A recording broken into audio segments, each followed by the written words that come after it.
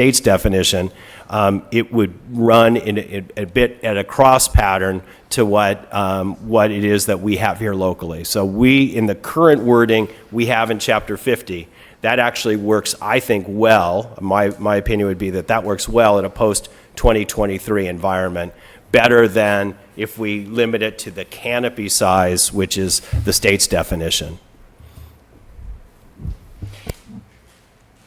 And again, I'm maybe, so the implication is, say we did go for canopy and went in sync with the state now for defining a canopy limitation for the cap. What happens then to that in 2023? What's the risk? So in 2023, most of these folks are going to most of the operators would turn in their small and medium licenses and probably migrate to the large licenses. There is no size limit, so I can't sit there and calculate based on the number of medium and small licenses as I do today, as frankly we've done and provided to your board that data over time about the size of the temp licensing acreage. I've been able to calculate that based on the maximum utilization of those small and temp licenses issued to any grower. In 2023, there is no number associated with those large licenses. It's anything larger than 1 acre or anything larger than 10,000 square feet in the indoor and mixed light environment. And that presents a bit of a challenge for us in terms of managing it from a cap perspective. I agree with the value of the alignment with the state, and that way we would have that ability to stay aligned with the state in those definitions. Well, I'll stop there.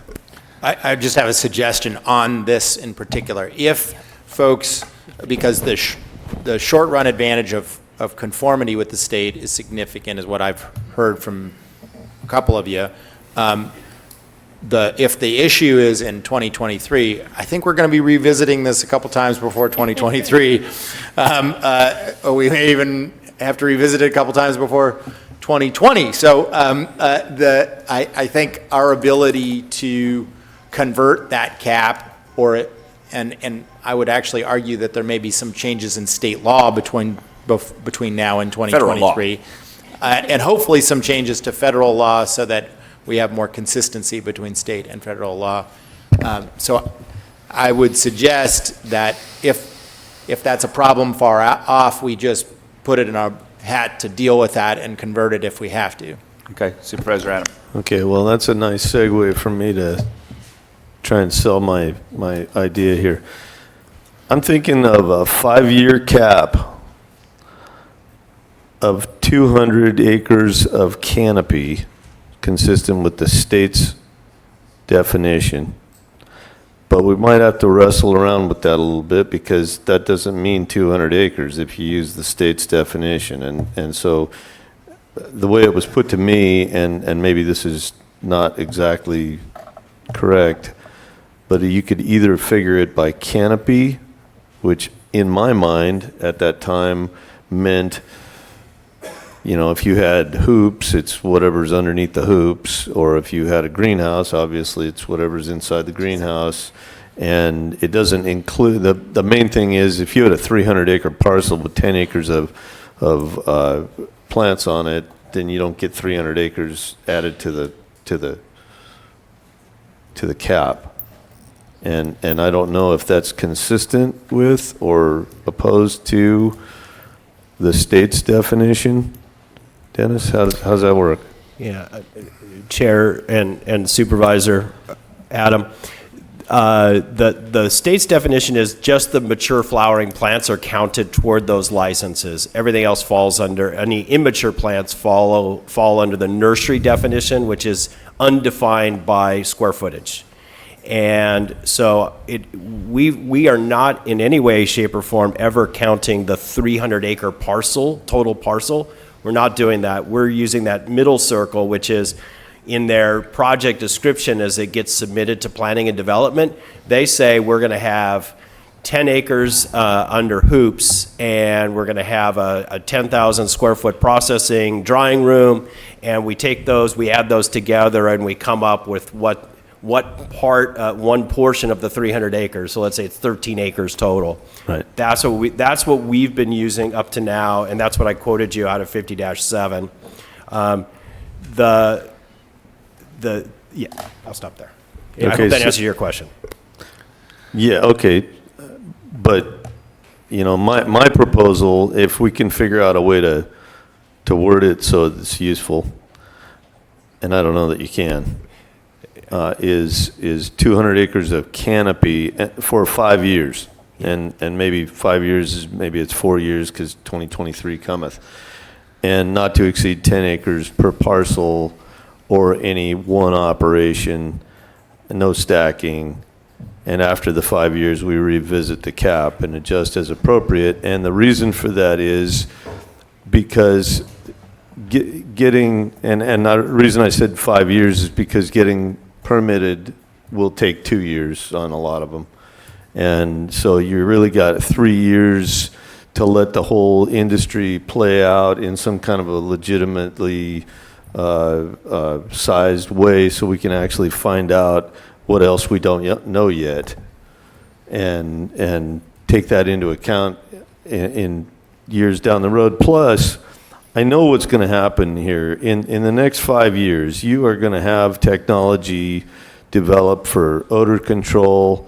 There's going to be cultivars that are, or varieties that are less stinky, and these peculiar California rules regarding testing and drift that really create the conflict. You know, that's what's creating the conflict, is our ability to test into the parts per trillion, and the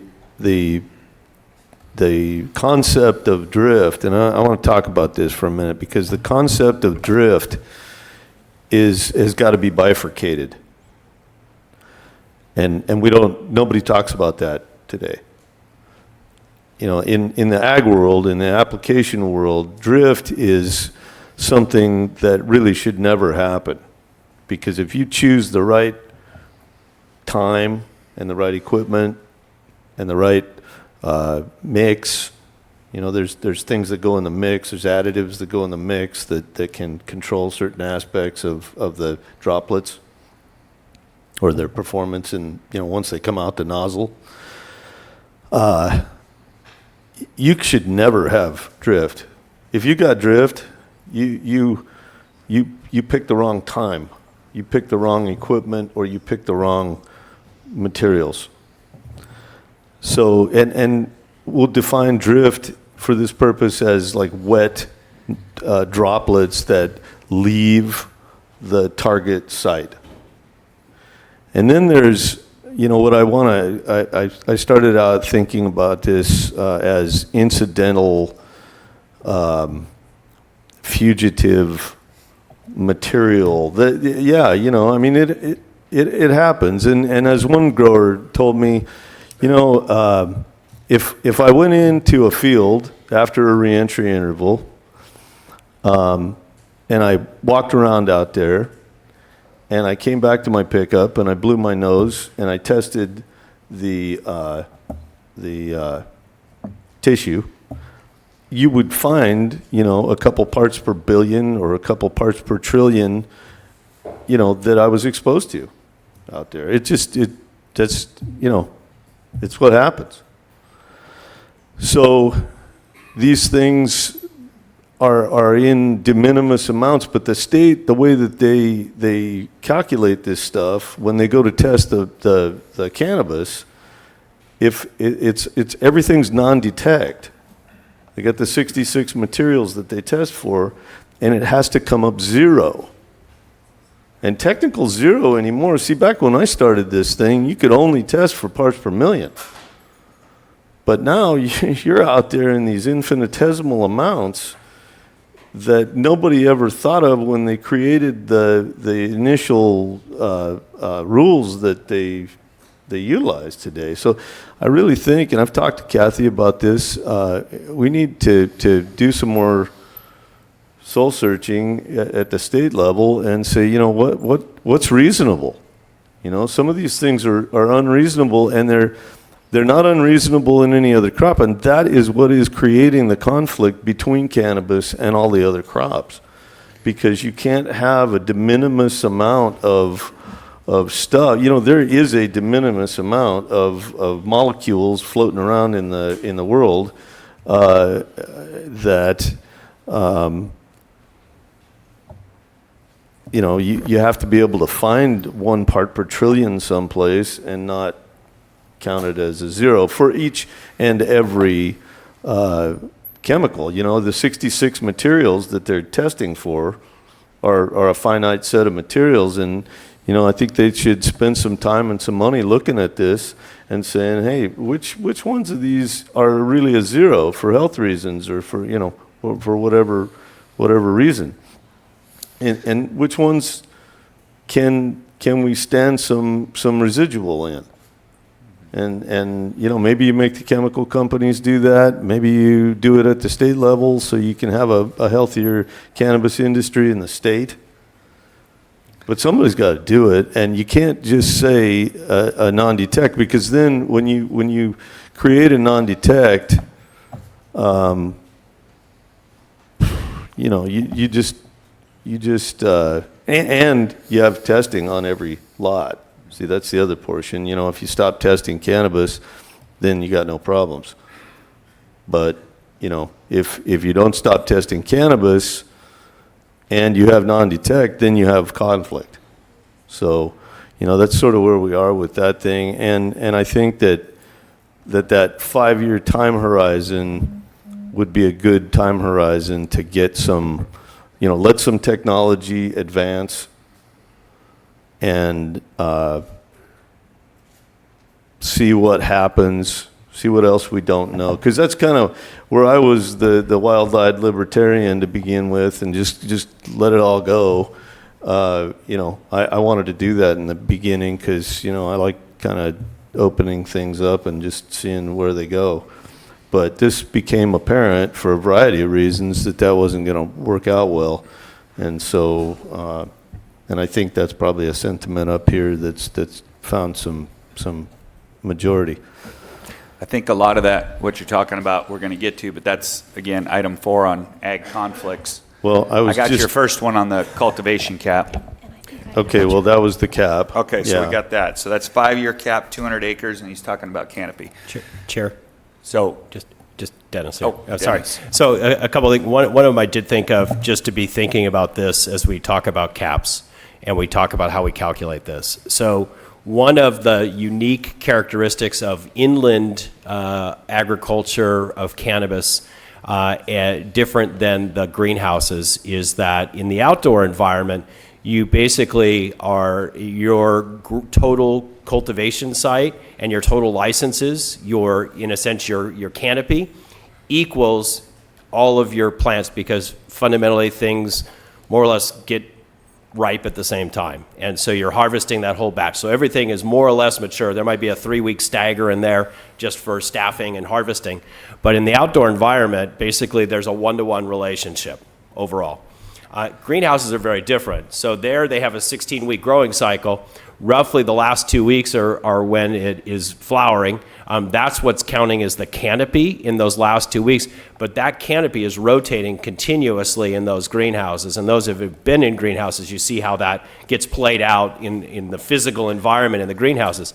So the licensed canopy is actually in the greenhouse environment a subset of the larger operation in the greenhouse. And so just so you have that as a bit of a perspective.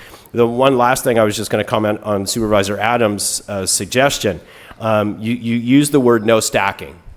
And I want to make sure we're abundantly clear what stacking is and what stacking is not. So in your proposal for the next 5 years, a cap of 200, you will have stacking. No, there's no way to get to 200 acres unless we're going to have 200 1-acre grow sites all over the county. You're going to have stacking, because stacking was even anticipated in the original regulations with the 4-acre cap, because with the small and medium licenses, you were only going to be able to get to that 4-acre cap per parcel, by stacking at least one medium and a certain number of small licenses. So this whole discussion about stacking is wrong and we're the only one that stack is just intellectually unfounded. Okay, well, let me ask you this. How about if we say no stacking beyond the 10 acres? No stacking beyond 10 acres. The stacking cap. Okay. 10 acres in one location or one operator. So that would be definable, that would be knowable, that if that was what the board's direction was, then that's something that we could enforce technically. I'll follow up on that real quick, Dennis. So what do we have in the queue? What do we have? What's out there? I mean, when we start talking about a number, if we don't know what we have, The chair and. 'cause I know that board- number's moving. Every time we talk about a cap, there's a big rush for everything. people to say, okay, Yeah. I'm in. So as of this morning, I looked at it, we have 207 acres applied in Carpinteria. Key to that is that only 186 will get business licenses, right? But that's 207 acres of applied for land use permits as of this morning. Mr. Chair, members of the board, that's correct. And then in the inland area, we have 1,587 acres that have been applied for. And so last week it was 1,510. Okay. And again, that's that middle measurement, not the canopy, which is the small amount. And we don't know what the canopy is. We don't know what the canopy would be. Okay. Mr. Gazzoni keeps looking at me, which is not a good sign. Not a bad sign. As I'm listening to the board's initial comments on this, I wanted to offer just where this will ultimately go. So today the board is broadly noticed for 3 areas, reviewing areas for potential amendment to the current cannabis permitting and licensing regulations. The second item is providing conceptual direction about possible amendments to Chapter 50. And the third is really the very broad, provide any other direction to staff concerning the county's cannabis regulatory program. And depending on what the board focuses on today, those would get processed different ways. If it's an amendment to Chapter 50 or some other ordinance, that would generally come back to the board for 2 readings in the future and would be effective 30 days after the second reading. If it's an amendment or a potential amendment to a zoning ordinance for an item not previously considered by the Planning Commission, that would go back to the Planning Commission for report and recommendation before the board would take action on it. If it involves uniform rules for agriculture, that would go to the county's Ag Preserve Advisory Committee before the board takes final action. And then any ordinances affecting the county's local coastal program would be subject to certification by the Coastal Commission. So the board will have more opportunities, and that might help you as you're shaping your comments today as to how granular or how general you want to be. But while we're doing all that and sending things back to the Planning Commission, more applications continue to show up, and we can't initiate a moratorium, correct? Okay.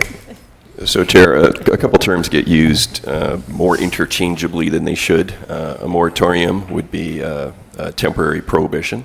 Okay. The board has the ability at the other end to have a, not what you're considering today, but to have an outright ban. And if we have that, some parties might become vested. Correct. And would either receive non-conforming status or an amortization, and that's been done before.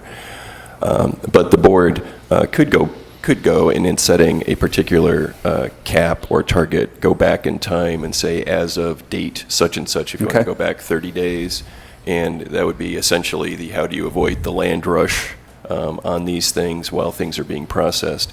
So that would be a way to do that would not be a prohibited moratorium. It would not be an outright ban. It would be a tool that you could use. The Gazzoni fix. I think we've looked at this before. Yeah, I think so. I think we've all asked the same questions. So we're going to go Supervisor Hartman, Supervisor Hart, and then back to Supervisor Adam. Okay, I have a few things I want to say. The first is, and these are all focused on the idea of a cap.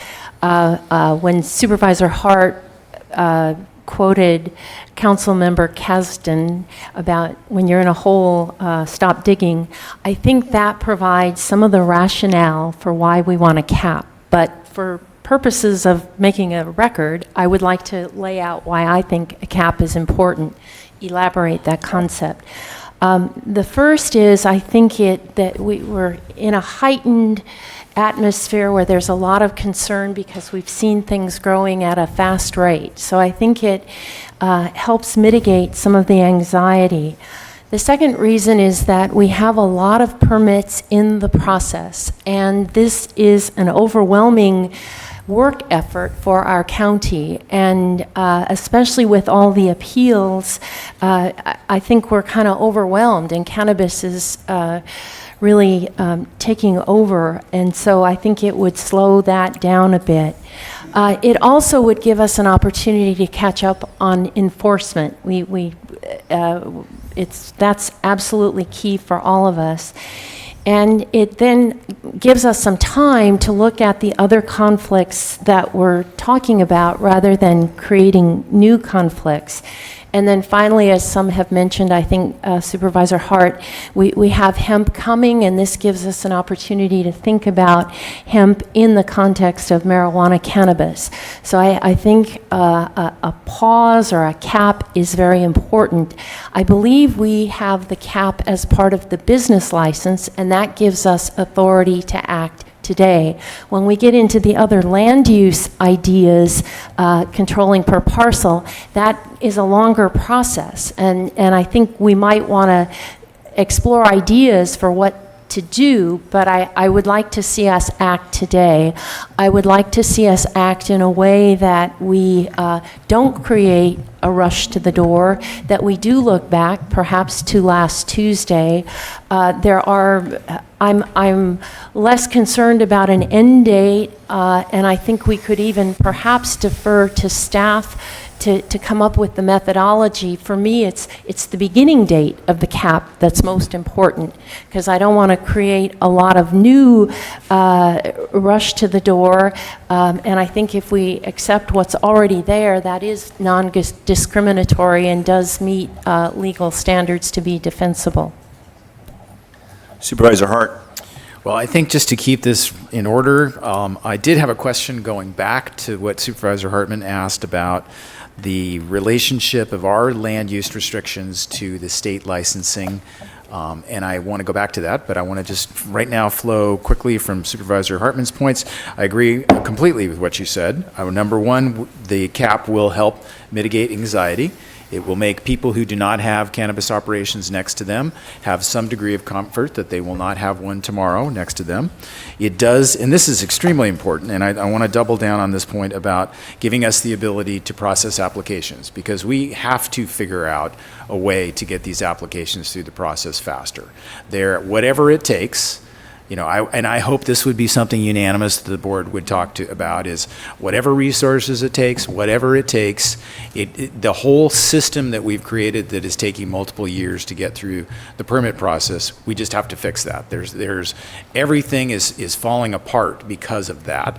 And we have to get people odor control. We have to get all of the things that folks are looking for much, much faster to people. And I know there's a million reasons why it's easy to wave the magic wand up here and say, this must be done, but we're falling underwater because of this issue right here. So that, I think, if we need another item on a different agenda to just specifically with a laser beam address that issue, I'm all for that. We are doing enforcement, but having this cap will give us time to get after the folks even more aggressively and make sure that happens. It does give us the time to analyze the conflicts that we're talking about, which as I said before, we need to do this soberly based on science and evidence, not just throwing ideas on the dais and going with that. I agree we should put the cap and start it looking back in time to last Tuesday. Seems perfectly reasonable to me. We had hit a plateau on applications before that date. We've seen a little surge. It's not an overwhelming surge. I think it's 70 acres more in a week, but still, I think it's fair to go back in time. And I too am less concerned about when the cap ends. I'd look to direction from Mr. Gazzoni as about that, because I have no idea how long it's going to take. If I knew the permits were going to get processed in 6 months to a year, that would inform when the cap ought to end. If it's going to take 2 years and another year for appeals to the Coastal Commission, that is a different story. And that part of this, that's why this part is so fundamental. So back to the question that I had. I do not want to let this go because I want to understand this. Supervisor Hartman said we have land use regulations that define what somebody's applying for. They put on their permit, this is what we're going to do. We're going to have this many acres of cannabis in this way, and I don't understand how the state license governs that or restricts that, and the change in the state license governs that and restricts that in any way. Seems like we're in control, and whatever we decide about that, the future changes in state law are irrelevant to the practical reality of somebody getting a permit through our process and defining their operation explicitly. What am I missing? Chair Levin, Supervisor Hart, I think you accurately described the fact that the permits that are being issued by our planning department do define in a sense, that middle circle, and it is expressed in that permit as that's what's being permitted. And then it is the obligation of the operator, the permittee, to have the accompanying state licenses, again, whether it's in the mixed light environment in a greenhouse or in the outdoor environment, they have to then have the correct mixture of small and medium licenses from the state in order to cover that which has got plants on it. And again, for seasonal reasons, for a variety of other reasons, market reasons, they may not plant that, let's say, 15 acres that was part of the permit, right? They may only plant a subset of that, and they would only have to have state licenses to cover that subset. But if they want to grow the 15 acres, they would have to have the state canopy licenses to match that which was permitted, if that's what they are actually growing. Okay, so I think I'm getting at what it is that our county regulations define the upper limit, and the cannabis farmer has to go to the state to put together a package of licenses in that magic process that probably nobody understands except the people who are in this business, to match up with our restricted zone. So when the state changes the rules and expands and allows large application or licenses, it's irrelevant to our reality.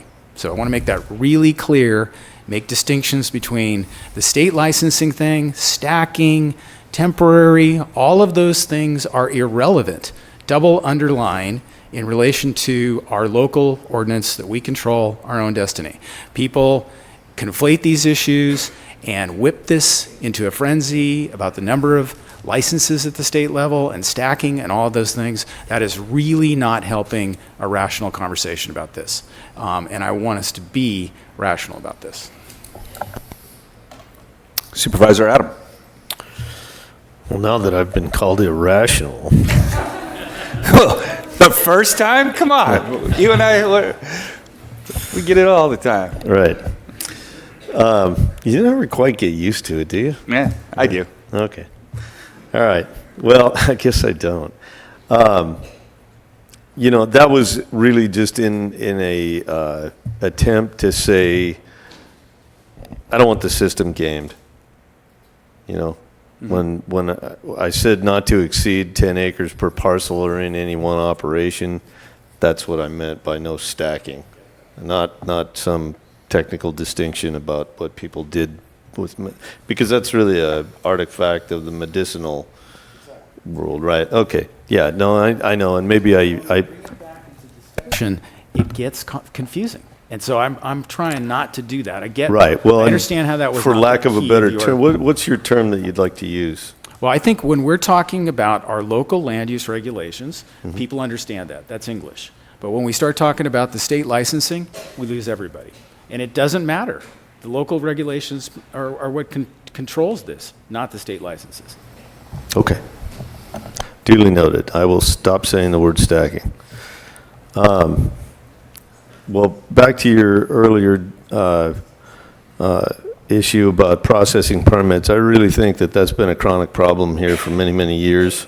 And so I think we need to do a number of things. There's a number of things we can do, like get way more people or farm it out or something else to get all of the permits that we get processed in a timely fashion. And I think that unless we're getting them processed in a timely fashion and either approved or denied and appealed and moved through the process way faster, and I know P&D is going to have something to say about that because the applicants bear some responsibility for that too, because there's people that don't perform when it's their turn. And so that actually happens too. So, it's not all our fault. But I think there's been a certain culture of nonchalance, shall we say, about moving those things through. And I think on the other side, the applicants kind of have become kind of habituated at these things taking a long time, and so it kind of falls off people's shelves prematurely. And there isn't, if we try to instill a new desire on everybody's part to follow up and move these things through, I think it would be great for everybody, cannabis and everybody else as well. So did I hear a number of acres that anybody, because I was the only one I think that threw out a 200-acre facility? No one else, we haven't come up with a number yet. Okay, because what I heard was last week it was 1440 or thereabouts, and then this week it's 1587 is the number of acres that are applied for. And what, Ms. Plowman, what do you think is a reasonable expectation for how many % of those are going to end up getting their way through this process with a permit? Because it can't be all of them aren't going to wind up with a permit, right? Mr. Chair, Supervisor Adam, that's a pretty tough question to answer. I don't feel like I could speculate about that, but provided they have a complete application, they could all be approved. They could. Now, how that gets through the process and through appeals and whatnot, I don't know what will happen there, but I mean, I can tell you, know. I have studied enough of these operations to think that's pretty far-fetched. that all of them would get Yeah, approved. that all of them will get both approved and survive an appeal, So let's talk about one of the things you brought up, because I think this is, to me, it's like the most important thing that I've heard from both of you, that I hear constantly from the public, and that is of how we get through the number that we have. So we know, are those numbers any good, or are they not any good? Because I know that there's a lot of CUPs out there that,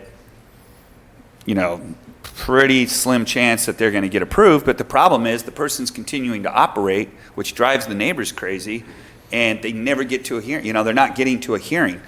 So for me, the first thing I think that I've heard at least two of you support, and I would support, which means we have 3 votes for, is we need to get something back from P&D that says, through the CEO's office, we do have cannabis money out there, and I'm willing to spend what it takes to get, we have to attack this thing like we did with the assessment appeals backlog. We had a huge backlog, and we just threw every resource at it possible, and we said, we're going to kick butt on this, and we're going to get it done. I know they're complicated applications, and I get that, and I know it's a matter of manpower and hours and all those things, but I would like to hear back from you. I don't think you can do it now, because I know we just gave you 4 more positions, and we just approved a contract for somebody outside to be looking at this, and I don't know how many cannabis experts there are out there planning, but we got to do whatever it takes. This is crisis mode to get to thumbs up or thumbs down recommendation from staff, so that we can get it in the process of the Planning Commission and the board. Because, like I said, I know there's operators out there that are not following the rules. They've got an application in, so enforcement's not really messing with them because they're waiting. and it's been going on for a long time, and it's like, I just got back from NACO, which is the National Association of Counties. We are not the only county, we are not the only state that's dealing with all this. We had a huge cannabis meeting, and everybody was saying the same thing. It's like, hey, the states that had it the hardest are the ones that weren't starting from scratch. They were the ones that started off with the medicinal program. And then you bring those medicinal folks in, and you allow them that time to get legal. That's that gray area that is really hard to ever get yourself out of that spider web. And so I don't know if you can tell us now what it would take, or if you want to work with the CEO's office and bring us back a recommendation in the next month or so and say, hey, this is what we really need.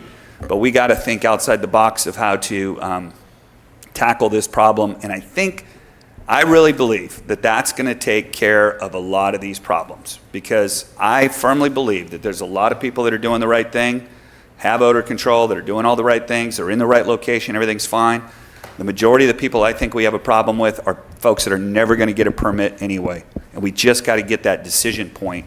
And so I'll kick it to you. And Mr. Chair, members of the board, first I think it would be important to say what we are doing so everybody has an understanding of that.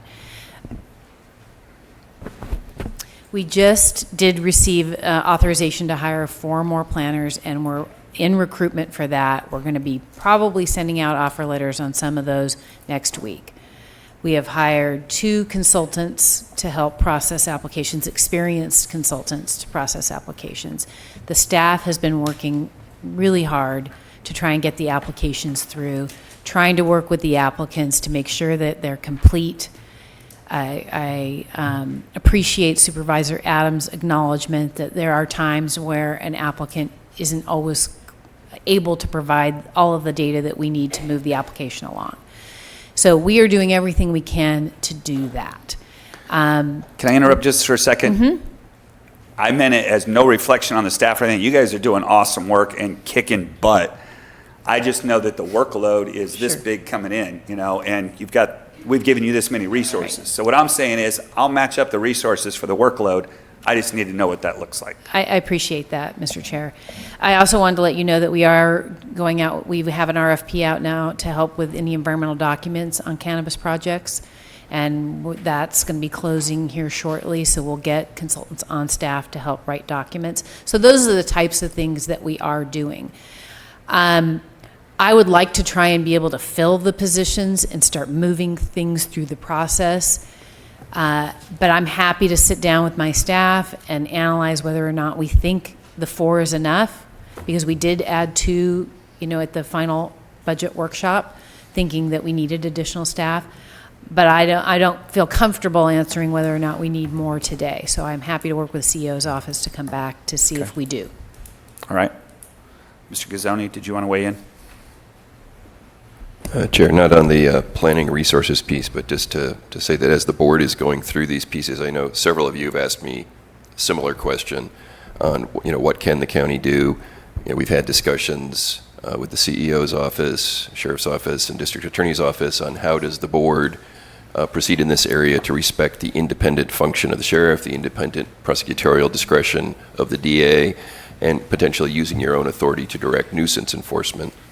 So there are tools out there, and it's maybe a handful of tools. One would be, litigation enforcement. Some is through the permit process, and that's some of the direction that the board can provide today. Okay. Thank you. You guys figured out between yourselves who wants to go first.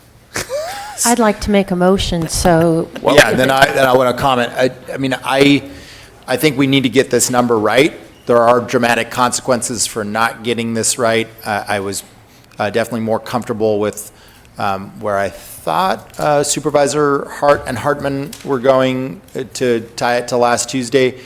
And here's why. I just have a question for the Ag Commissioner.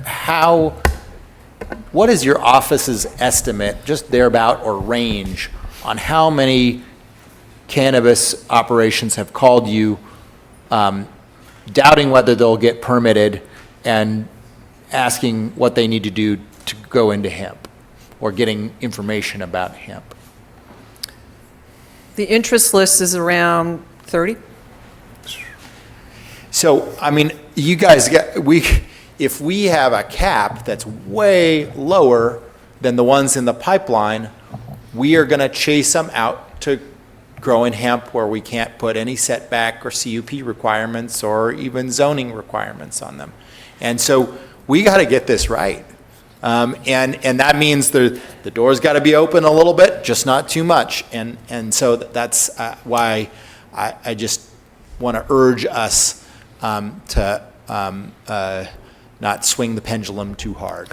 And to follow up on that, I think with kind of what we were talking about last week, those are actually the folks that are going to go into hemp. So if you've got an Ag 1.5, wherever we ban cannabis, I think you're going to see hemp. And unfortunately, the more buffers we put in and all those things, and we make it great for the neighbors, and I don't disagree with that. I'm just saying that those are the holes that's going to be filled by hemp, which is going to lead to some serious consequences. So if we, in my view, if we have the right cap, we could help enforcement. If we have the wrong cap, we'll actually make it worse, because one of the concerns of our sheriff's department is hemp operations that cloak black market marijuana operations. And we don't want to allow that to happen. And we're keeping the two caps completely separate. So you have Greenhouse. you have Greenhouse overlay. the overlay, which is 186, and then we will have an inland. Supervisor Hart and then Supervisor Adam. Yeah, I think Supervisor Williams and your concern about, the hemp is real. It's, that's the elephant in the room. And at the same time, we can't just say, well, because folks are going to have potentially a path to right to farm for hemp, that we shouldn't do anything to regulate cannabis. It's just, it doesn't fit together well. It just doesn't, and it's the truth. It's a problem. But, I think folks are talking to us directly today, and what we've heard from people is that they want us to take some steps to better regulate cannabis, and I think we kind of have to do that. And then we'll have to work really hard at the state level to have them understand what we've been going through and understand that the path that they're going down is catastrophic. At the same time, we also need to have the conversation that Supervisor Adam raised about the need to change the state law regarding the pesticide regime and the standards. That totally makes sense to me. We are the only state in the country that I'm aware of, maybe in the world, that has this standard. And as a practical experience, it's causing huge issues, and fear of huge issues. I don't even know whether there are issues yet. It's to be determined by lawsuits down the road. And that's a terrible place to be. And we ought to be able to have, with the leadership that we have in Sacramento, we ought to be able to have the ear of people who could understand this and could put bills forward and start advocating for this stuff to help us. But I think the cap ought to be back to last Tuesday. I think that gives headroom. Maybe it's not the right amount of headroom. You're exactly right. Where is that magic point? I don't know. We'll know with a crystal ball in the future. We're just never going to know. But, I want it to be as restrictive as we can, because I think the folks who are in the pipeline, that's a lot of stuff to process. Okay. I don't know who had their line. Usually I'm pretty good at this, but everybody's lights are on all the time now, so. All right, we'll go Supervisor Adam first. Well, You're next. first of all, I just want to say how nice this discussion is. This has got to be, and this is one of the most contentious issues that I think we've handled, and this has been one of the nicest discussions I think I recall on this dais. Second thing is, I think we really have to do a little bit more homework on the value of hemp. I don't know if Kathy's got an opinion on this, but I have heard some, while large numbers compared to other crops, pretty small numbers compared to what I've heard for cannabis. So cannabis has a much higher value range than hemp, and hemp is a field crop that is harvested with a giant combine. So I'm not sure we should flip out over, everybody's going to raise hemp if they don't raise pot, because it's really not the same animal. And if you had a buffer space that was, even if it was a large buffer space, I'm not sure you get your giant harvester inside there to harvest all of that. So, I think we need to do a little bit more homework before we base our decisions on they'll just do the other thing if we don't let them do this. Yeah. So that's kind of what I want to say there. Okay, Supervisor Hartman.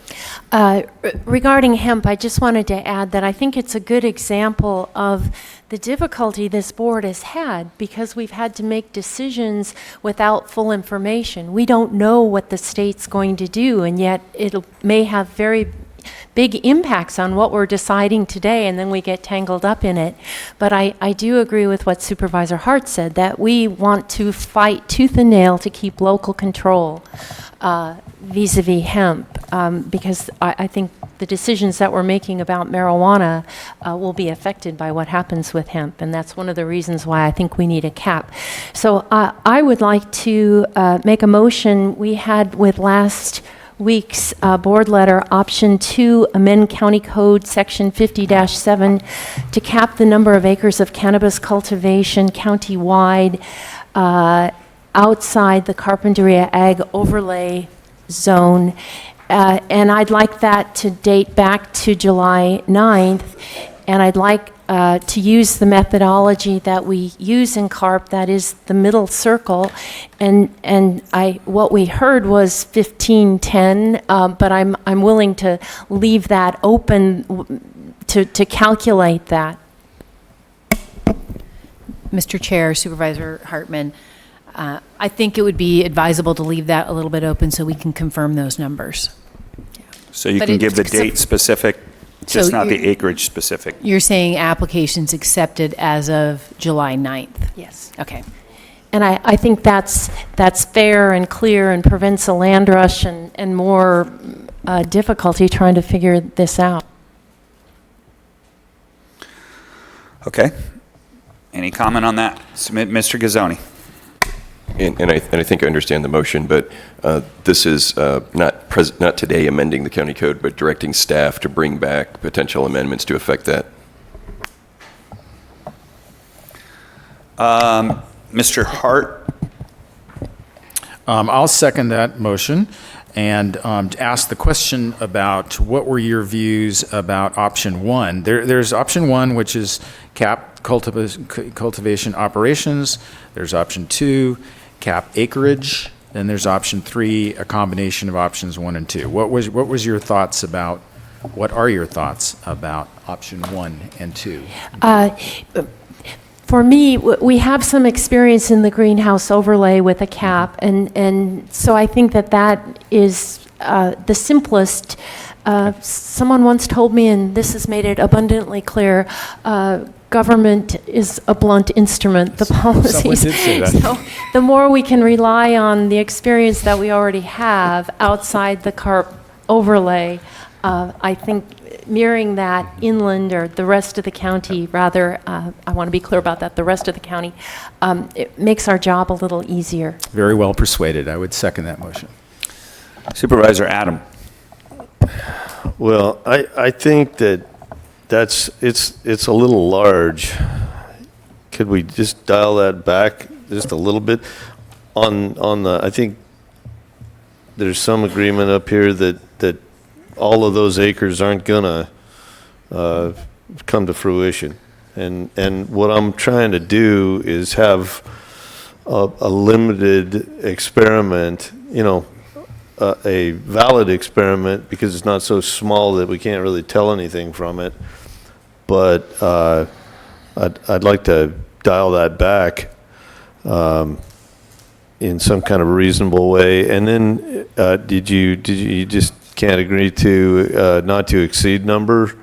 I mean, I threw 10 acres out there, but That gets us into land use, I think. Per parcel, yeah. Mr. Gazzoni has to. Now he doesn't want to answer. Yeah. So we've talked before about really there's three tracks. We have the land use entitlement, the business license piece for the county, and then the third prong is the state licensing scheme. And we've recommended some separation between the land use piece and the business license piece. We can look at this again and provide you with advice on that between now and then, and now when it comes back. But I think it would be good to start with just this raw number. If we had any changes on first reading that were very clear and on the spot, it would still count it as a first reading. We'll be glad to look at this and provide you advice on it. Okay. I think I get it. Okay. I have a question about the applications that are in. So basically what I think, what I'm hearing is people are like, okay, I'm good with the people that applied July 9th. But isn't it possible for somebody that has an application in right now, let's say that they have a 60-acre property, Ag 2, and they have an application in for 5 acres. But what's to stop that person to come in and go, man, I'd really there's a cap now. I'm going to entitle 50 of my 60 acres. How do we stop that from happening? Mr. Chair, I think essentially if you adopt a cap that reflects the total acres that had been applied for on July 9th, then that would basically eliminate the potential for people to amend their project descriptions at that time. Unless it's business license. I would hope that that's true. Unless it's business license. So I'd want some feedback from county council, because the cap is in the business license ordinance. It's not in ours. Okay. In the land use code. So perhaps Mr. Gazzoni could weigh in on this, but it's true, people could amend their applications. They could, unless we, and I don't know if this is possible, said that the applications are in or set the way they are, and we're not amending them in terms of increasing their acreage. And Well, that would be helpful. I just want to make sure it's legal. Yeah, So me too. Thank you. that's why we have Mr. Gazzoni Yes. here. So I may end up raising the same 3 fingers all day today, and that is that I think that in the world of land use or zoning, we've spoken about that before, and we had an item on that recently on the Ag 1 parcel. So I think that is a separate prong than what we're talking about right now is the caps in the business license, which need be supported only by a rational basis and applied in a non-discriminatory manner. And the way I translate that would be that so long as it's not a monopoly, and that is that as long as the cap, if people fall out of the cap, they go out of business and move someplace else, somebody else could move in. That seems like a rational and non-discriminatory approach that is not a monopoly. But I would, in structuring this, we've tried to keep some separation between classic land use entitlements, which are what you do in a zone or what you do in an overlay, and have that apply throughout that area, and what we're talking about today, which is the cap. So I think it's good to keep separation between the two. Okay. So in English, I think anybody should be able to, the most defensible posture would be if somebody wants to amend their land use application in a future year, they should be able to. I'm not talking about a future year. I'm talking about between now. So what we're I don't know how to legally prevent somebody from, because I'm good with the applications that are in. But I don't want those applications to now, because there's now the new land rush of everybody coming in and going, I want to entitle my entire property. Dennis, okay. So, chairs and supervisors, so I think the legal advice that you're getting is that we would basically frame this in the same way that we framed 50-7 to, and in terms of defining the number of acres. Let me just lay out a scenario, though, because this is, again, in the business license, which is the second step of a process. What I hear you saying is a desire that nobody would go in and amend their, the desire would be that they not go in and amend their permit application. But if they did, and they were to get theirs through, they might use that as a tool, and they might weaponize that process to eliminate competition. And so exactly. I have, provided some, sense to the board in the past that caps become really this arbitrary ceiling, and I get the policy decisions, I'm not debating that, but there are and could be ways between the permit application and the eventual business licensing where that cap then gets applied, where people could take advantage of some bumping up of their land use entitlement as a part of that. So I want to just be clear that that could happen. Right. And one last follow-up on that, too, is because it's basically a race to the end, so you're going to have folks appealing, one grower appealing another to try to drag out his application process, I would believe. When it comes to winning in business, I guess we have seen ample evidence where people are willing to do anything and say anything and do anything in order to do that, as we have seen in this process by multiple parties. Yep. Okay, so I just don't want a bunch of unintended consequences, which is all we seem to get every time we make a decision on this, is there's a whole nother group of people that are like, what the? Okay, Supervisor Hartman, all the lights are on again. Yeah, All right. we've already had experience with this, however, with a cap in the greenhouse overlay. So where do you see new problems or different problems that we haven't dealt with coming in with this cap that we're proposing? Chair Lemon, Supervisor Hartman, we actually haven't seen this problem yet. What we have are 207 acres of applications in the land use permitting process. And this is now, in our current structure, this is not even a problem yet because they haven't been able to get out of that land use permit process. And now with the appeals and whatnot, that gets stretched out longer. And so we haven't really confronted this issue about what people may do in these waning days as they try to, basically the old tragedy of the commons thing we all studied in school would be that you'd want to gobble up and possess as much as you could and take that under entitlement as quickly as you can in the idea of acing out your competition. And so I would just suggest that there's some concern here that we don't have this experience yet. We know what's coming, and the question is only whether it's coming sooner or later. We have a list in rank order, don't we? Of when the permits came in. They're being processed at different times, but we created an eligibles list, so as they fall out, we go up to that cap.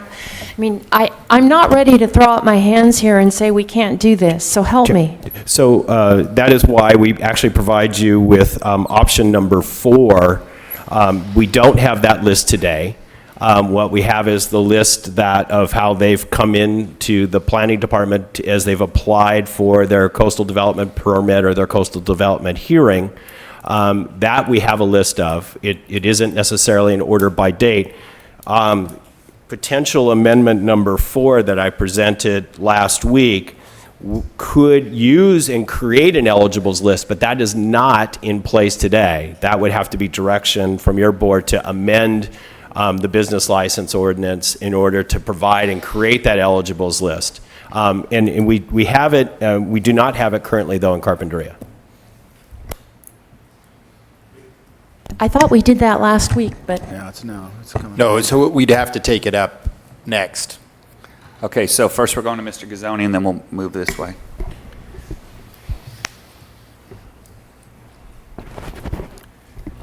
So as we're sitting here trying to give you some options, Senior Deputy Hartley has a thought that we've discussed before, and I think it may apply to part of this.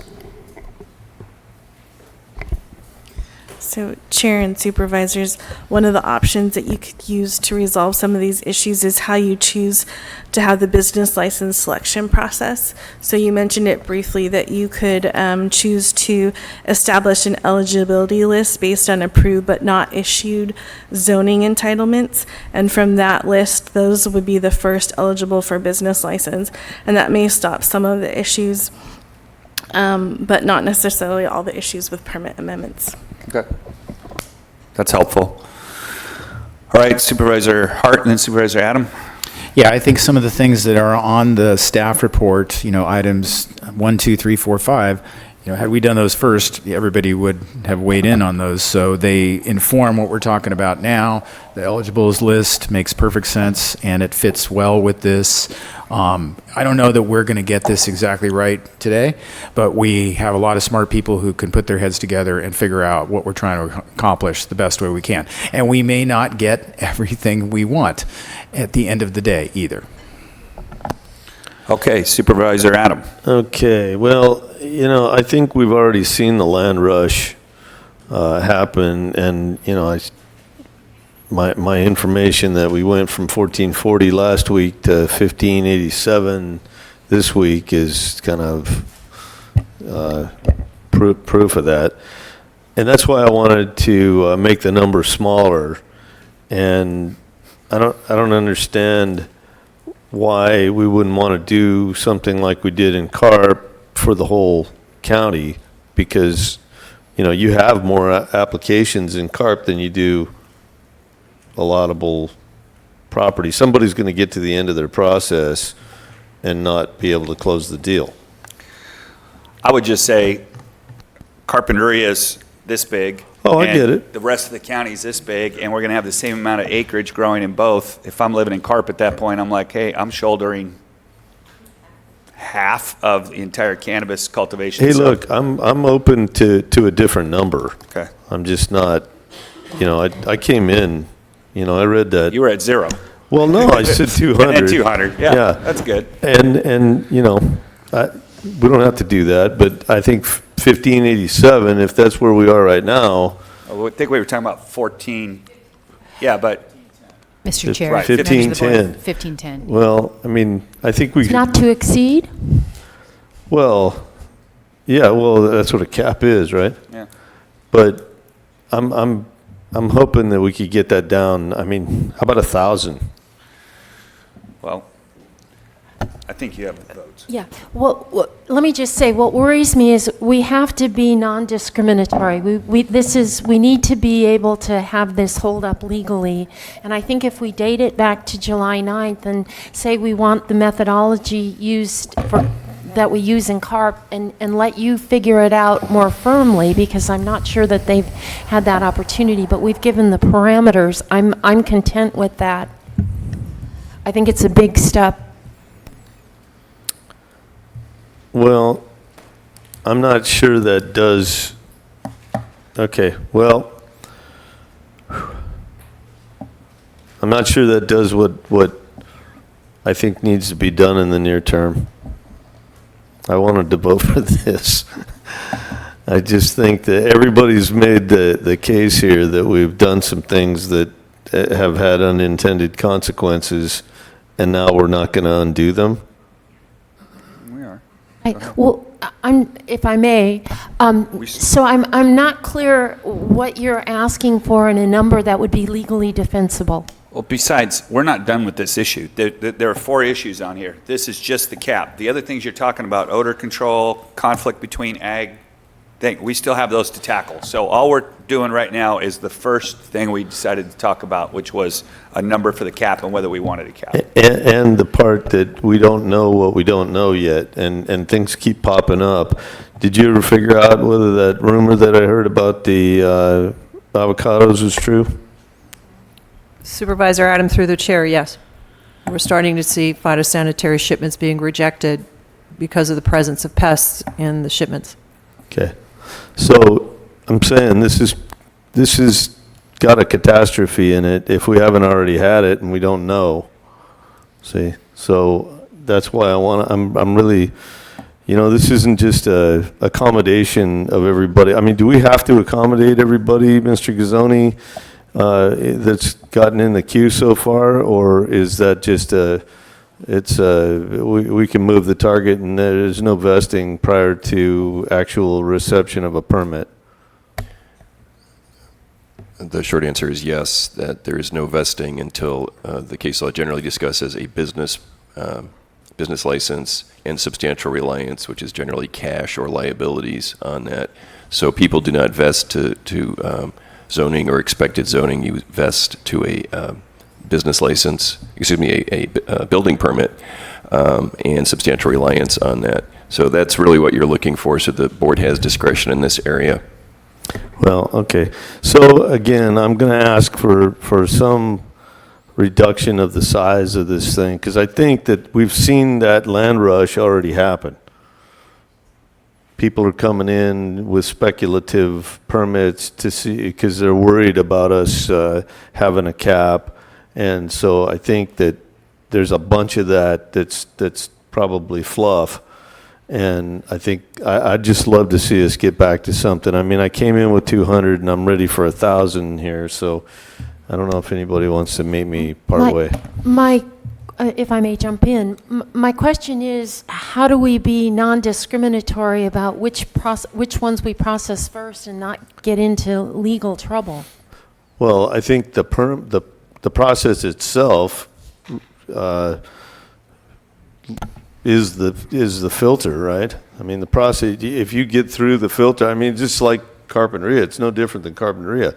If there's 207 acres worth of permits applied for and there's only 186 available, then when they exceed the 186th acre, that's it, right? Everybody else that's in the queue has to wait until something happens to come back around. Am I right?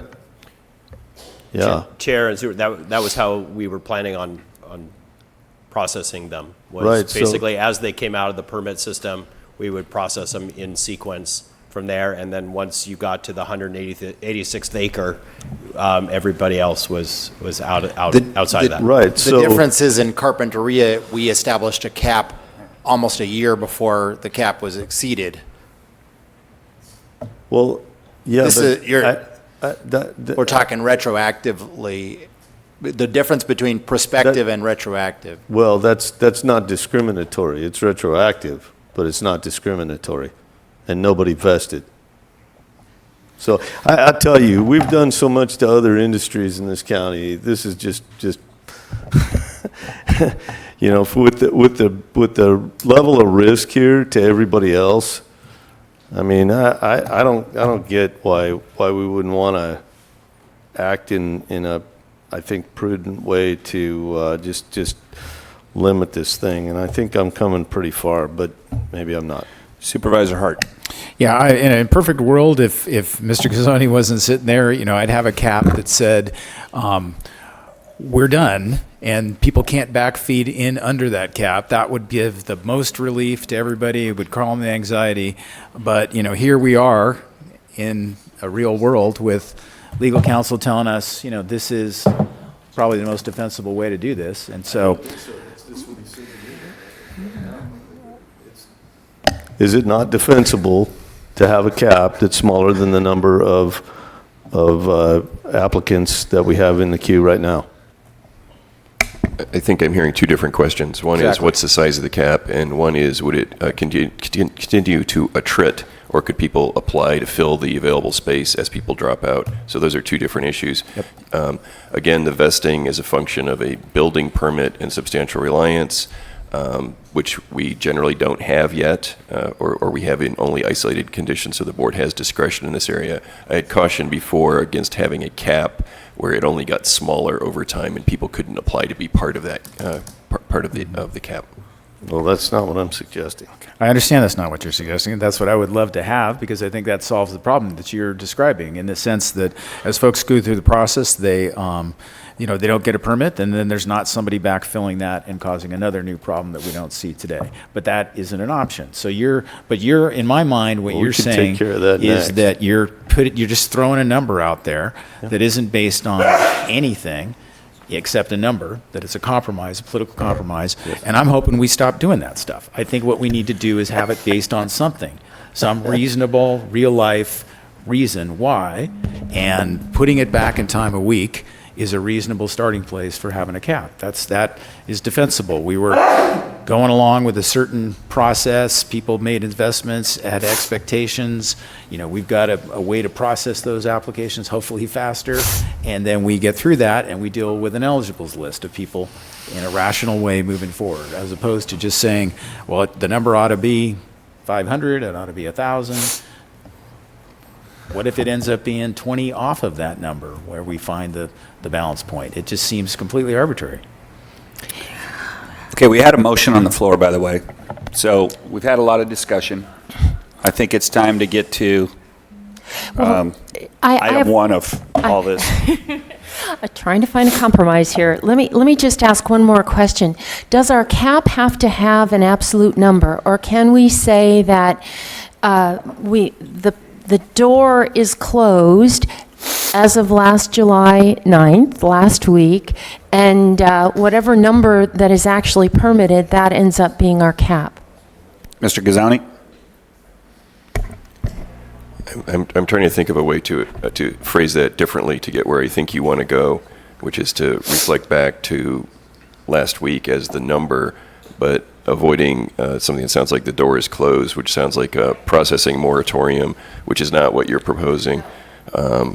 So I think you're trying to use a number that, is based on last week's number, which is, I think you could do that, if that was the rational number that you wanted to come up with, X hundred acres, X thousand acres, but you would not be closing the door. If people fell out of that queue, others would be allowed to spring up and fill that number.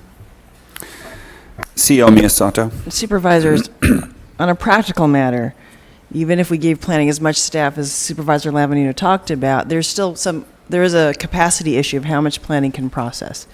So in reality, at some point in time, you're going to look back and say, have we reached the cap? Have we met this 1410? And my one thought perhaps for the board, as a point in time in the future, you can have us come back and say, how many have we processed? And you can decide at that time, is that the right cap? Because if we come back in 2 or 3 years and we only really have processed because some people have fallen out, as Supervisor Williams said is going to happen, you can tell us, was that the right cap and would you like to revisit it? So without saying the door is closed, I think the rest of your statement of moving forward with where we were July 9th is your motion. Excuse me, using the methodology for canopy that we're already using, that middle circle. Okay. There's a motion out there. Are we okay with that motion, Mr. Gazani? It sounds good. I think that you're looking for whatever acreage that would be stated. The staff would come up with that acreage stated in the proposed amendment that would come back for first reading at the next meeting. Okay. Supervisor Williams. Okay.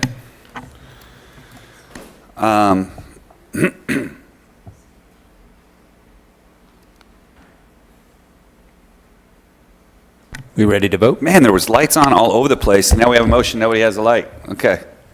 Did we need a second, or? Yeah, I was kind of waiting for a second. Oh, you're waiting for a second, okay. I Oh, thought it was yeah, already we already seconded it. Yeah. Come on, you're like, what's the problem, Greg? All right, so we have a motion and a second. Well, before we vote, I'd just like to say, I'm disappointed because I really did want to vote for this thing, and I thought that we would be more, given everybody's speeches, I thought we were going to be more protective of ag than that, and I think we haven't been quite protective enough of existing ag for me to move ahead with it. So But we don't know where it is yet because we haven't talked about any of the restrictions that you want to talk about Well, that see we're if- going to get to, but it Yeah. could be 1,500 acres that don't touch anything. I mean, Well, we're just they talking won't about a be. I number mean, right come now. on. Oh, I know, but we haven't discussed odor. We haven't discussed buffers. We haven't discussed. We're just coming up with a number. Well, And the way I look at- maybe if we'd have done it backwards and I Okay. knew that we'd already had a good amount engineered in, but I'm afraid that I'm going to just lose these things one by one, and then Oh, okay. I'll be at the got you. end, I'll just have Nothing. given it all up for nothing. Well, I'm not totally not a fan of caps, but based on what I look at, I want to be fair to the entire county, and if Carpinteria's got a cap, at some point, as long as it's a legitimate number, it's well defined, which I'm a little bit struggling with right now, but it's not my first choice, but in the interest of trying to get everybody together and agreeing on this and me buying in, I don't really feel it's because I do respect the fact that you're going with a number that I think is based on something. I thought when I got here that we'd be in a different place, but I'm struggling with I really don't want to support it, but I also don't want to leave you guys hanging out there like you're pushing this and without everybody on board. So I know that there's times when in this we've all had to kind of move in a direction that we're not comfortable with. I think there are a plethora of unintended consequences, but there are if we don't do anything either. So I'm going to struggle with this one, but we've got a motion. Let's have a roll call. Can I ask for Yes. a favor? That we move through all the rest of the items, because it's a critical difference for me. Otherwise, I just got to vote no. So if we want to move through the other items and I see what level of protection we end up with, then I'm okay, but I don't want to just get chipped off one after the other and say at the end, I'm sorry, guys, I didn't do what I could have. I get that, and I would do that, but then I don't want to get all the way down the road 2 hours from now and then find out, oh, Supervisor Hartman got mad at me about something else, and then I lose her vote. No, or I get mad at you, and then we lose the votes that we have. Okay. So I think that's kind of the reason why we break these things up. Otherwise, they all get confluenced. So anyway, Supervisor Hart. Yeah, and I think that makes sense. The other thing that I would suggest to you is that this didn't start today. We started on Tuesday, last week, when we talked about Ag 1, and we banned Ag 1, cannabis cultivation under 20 acres, and we put a CUP on, over 20 acres. So we're not, you're winning. You're getting what you're looking for. No, I'm not winning. No, because that right there is for urban interests. That's not me. He's Ag. That's not me. Well, I helped you guys solve your urban problems. Okay. That's what happened. All right. Right there. Okay, we've got a motion and a second. Let's call the roll. Mr. Williams? Aye. Mr. Hart? Ms. Hartman?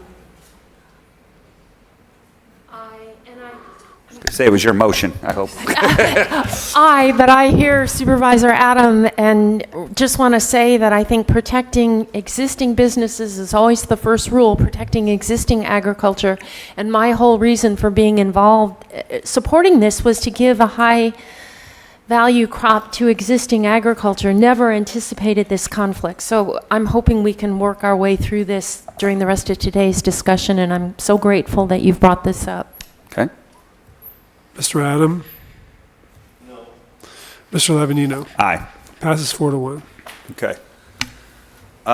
So, Supervisor Williams. Well, I'm just trying to get this train back on schedule here. Good luck with that. Odor control is enormously important to Carpinteria to eliminate the conflict there so that we can achieve a community where we can live together and have prosperity in the ag sphere, but also have a reduction and or elimination of nuisance for the residential sphere.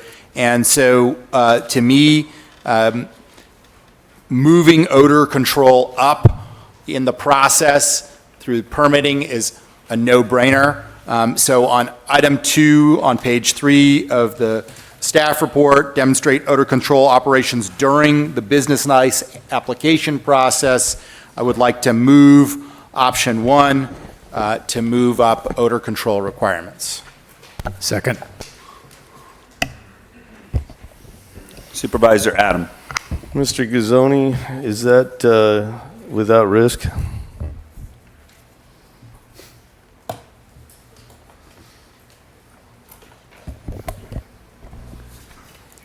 Chair and Supervisors, I had spoken before about classic vesting, which is a function of a building permit and substantial reliance on that. So there is a potential that somebody who is going to install and operate an odor control system and does so with the building permit would later come in with the potential unintended consequence of saying, I'm vested. That's a risk. I'm informed by planning that that may be less risk than it sounds in terms of the practice of who has actually pulled the building permit for odor control. And you may want to hear from planning a little bit more about that. Ms. Plowman.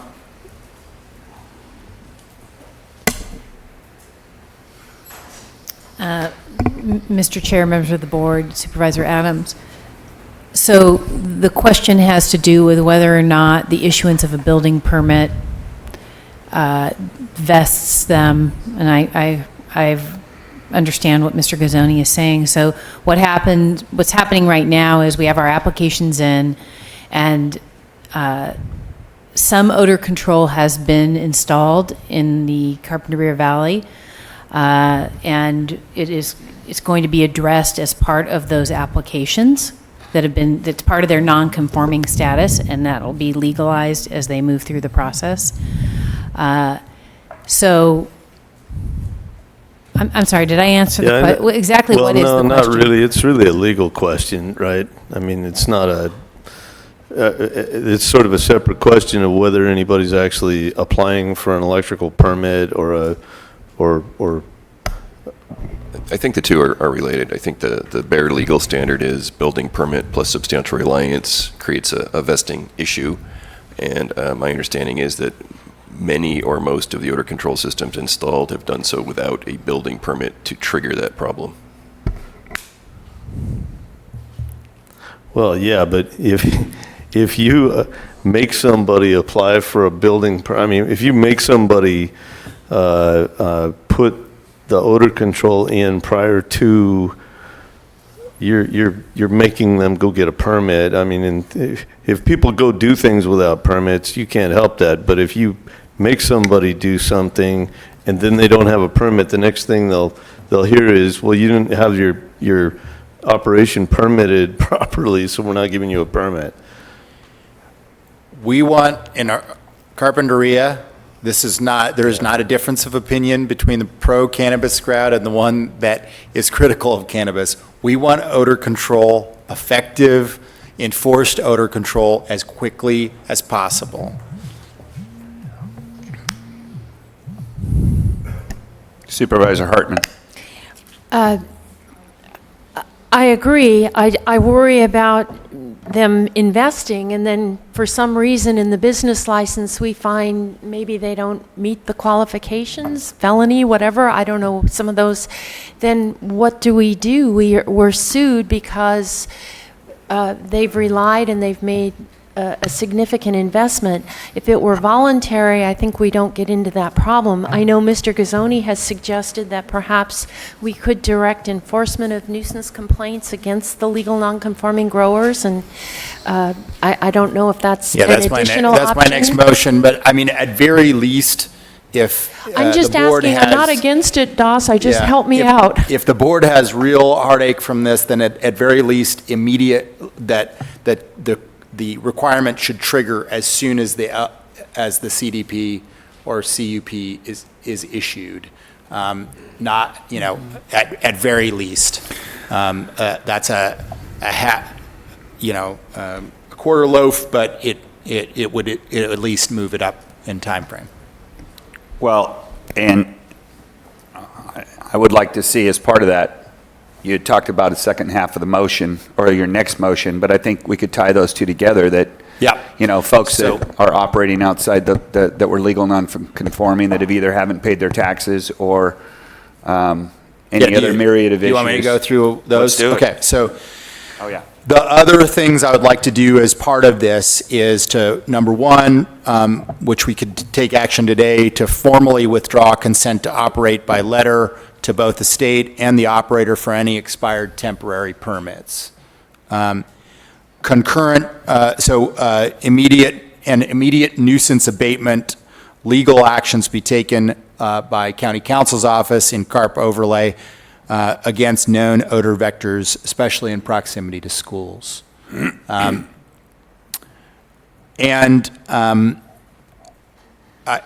I just think that, and then the last one is that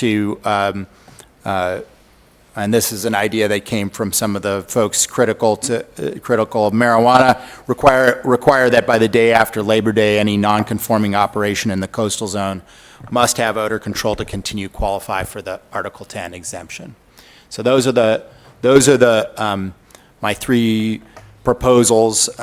Maybe for now, because the last one is a little more complicated, I'll put in a motion an amended item 2 that means that they demonstrate odor control operations during cannabis business license as soon as the CDP or CUP is issued, plus that we formally withdraw consent to operate by letter both to the state and operator for any expired temporary permits, and that we initiate nuisance abatement legal actions against known odor vectors, especially in proximity to schools.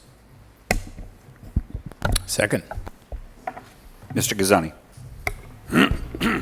Chair, I understand the motion and the concern that I had raised before in response to Supervisor Adams' question about vesting out of order would be removed by the revised motion, whereby the demonstration of odor control would occur only after having the land use entitlement in hand.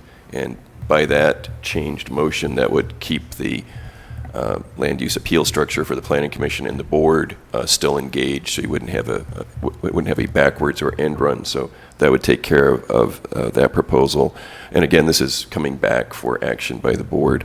I'm going to skip to the third item, which is nuisance enforcement, which is something that the board may direct county council to file in accordance with Code of Civil Procedure 731 for nuisance and abatement or injunction.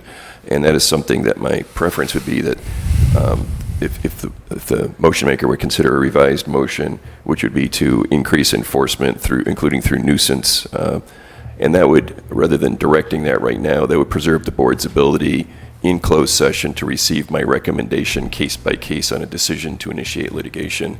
And I think you would look to the CEO's office or planning and development to tee up potential enforcement cases, the most problematic, wherever they are by school, send them to us, and we would do the workup and preserve the board's authority to make a fully informed decision case by case. I think I want to recourse, essentially, to explain this, I want to recourse for when sheriff's enforcement doesn't have a criminal issue, but P&D can't ameliorate the odor issue. Another path is this hammer right here sitting in front of us. And then one of the discussions we've already had with CEO's office, who has been properly aggressive in having us come up with options for them, is how do we accomplish this in a way that does not get underfoot of the district attorney's prosecutorial discretion, so that we make sure that a civil action we're taking does not in any way impinge on District Attorney Dudley's prosecutorial discretion. And there's a vehicle to do that, and I'm comfortable that we could do that, but I just want you to be aware we've had that discussion already. Okay, Supervisor Adam has. I just want to ask a question. Are we done after this item, or are we No. going to talk? We're talking CUPs. Yeah. We still got two Okay. more. We got boundaries, and then we've got ag interface Yeah. with Okay. each other. All right. Okay? Chair. Yes, Mr. Bozanich. Sorry, just a point of clarification on the motion that was made. I want to reassure the board and members of the public that on the issue of canceling of temps that are not already have already filled out a application and have that accepted by planning and development, that action has been taken on the at the end of the amortization period for the coastal zone back in May, as well as the end of the amortization period for legal nonconforming in the middle of June for the inland portions of the county. Those actions have been taken by the county executive office. My issue is to cover ones who are submitting applications but aren't moving them forward in a timely fashion with the state and have no.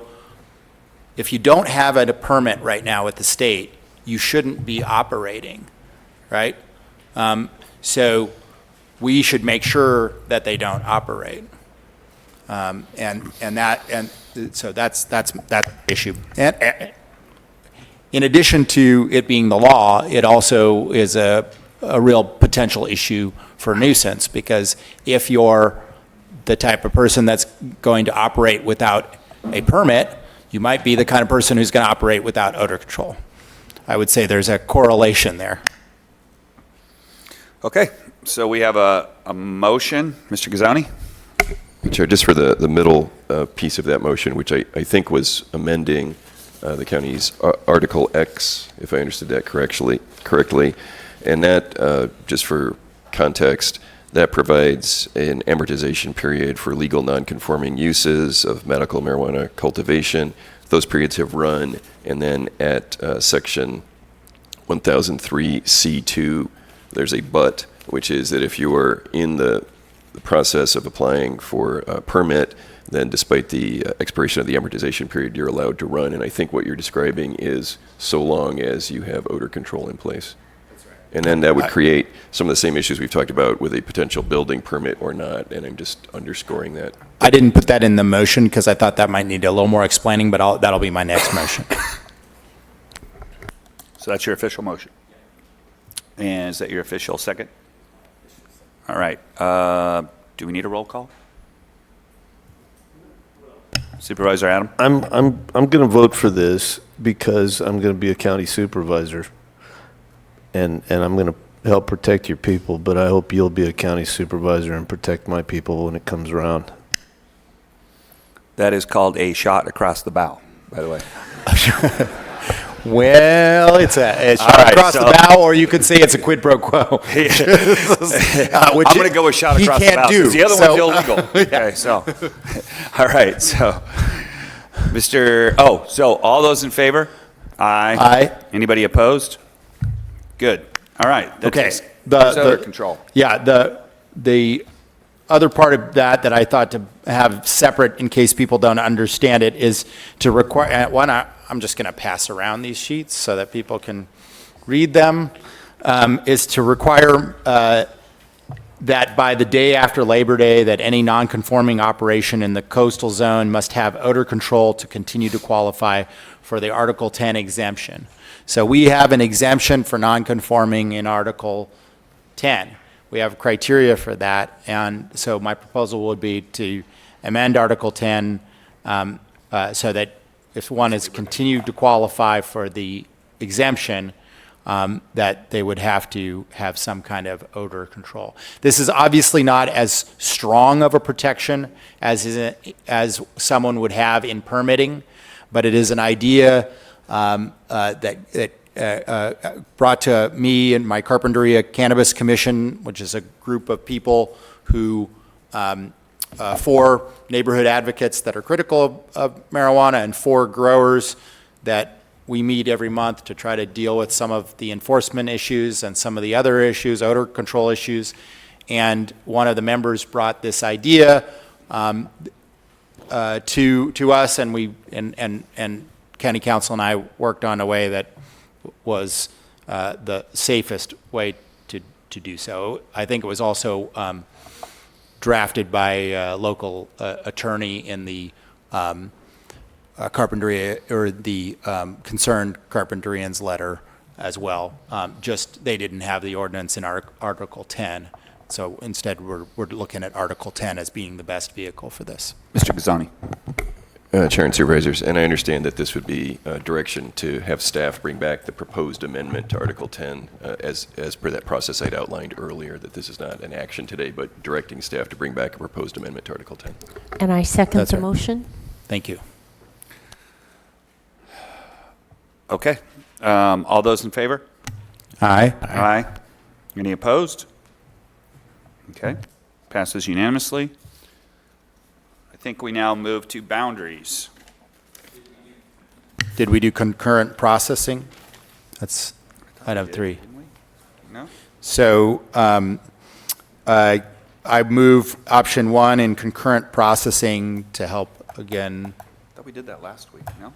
No. Didn't? Okay. Second. So you might want to spell out the motion a little bit. So more. this is, again, another one of the 4 things that that we could do today to make odor control happen faster and stronger by processing business license applications with the land use permit application. Of course, you can't issue the business license until the land use permit is issued. Okay. And we have a second from Supervisor Hart. All those in, Mr. Ghazzani. And I was just listening. I believe this is direction to bring back the proposed amendment at that upcoming meeting of the board. Correct. Okay. Okay. Another odor control cannabis meeting. Awesome. All right. All those in favor? Aye. Any opposed? Passes unanimously. Okay. Do we need a motion on 4 and 5? What are 4 and 5 now? This is the eligible list and the broadened definition of a hearing officer. Move 4 and 5. Second? Mr. Gazzoni? So I think I just cut off the CEO saying there's some different menu choices under each, both 4 and 5. So if you could just focus us on. Yeah, there's option 1 and 2 and 4, option 1 and 2 and 5. Yeah, option 1 in 4 and option 1 in 5. Okay. Very good. All right. All those in favor? Aye. Any opposed? Okay. Passes unanimously. All right. I think now we're on to boundaries. What time is it? 12:30. All right. So if you're here for CCE, it's going to be after lunch. So boundaries. Supervisor Hartman. This is an issue because the way we currently have our ordinance drafted, if you're an ag operation adjacent to an urban-rural boundary or an EDRN, you have to get a CUP. I'm mindful of what Supervisor Hart said about having something that's consistent or evidence-based. Right now, the boundary that we have is very irregular, and I've got, I have pictures that, I don't know how to exactly do this correctly, but here's Los Alamos, for example, and these are permit applications, and what you see is there's very little boundary here. And then there's bigger boundary where the CUPs are required in pink. So we don't have a consistent boundary around these areas, and it's kind of haphazard depending on how the land was zoned. Oh, thank you. So this is Los Alamos, and you can see CUPs are required in the pink, but in that yellow dot to the right, you can see that we don't have a 1,500 feet or whatever we would like. So I think we would have a better system if we had something consistent. I don't know exactly what that should be, but I think we should have something that's more consistent and requiring a CUP within a certain bandwidth around these areas.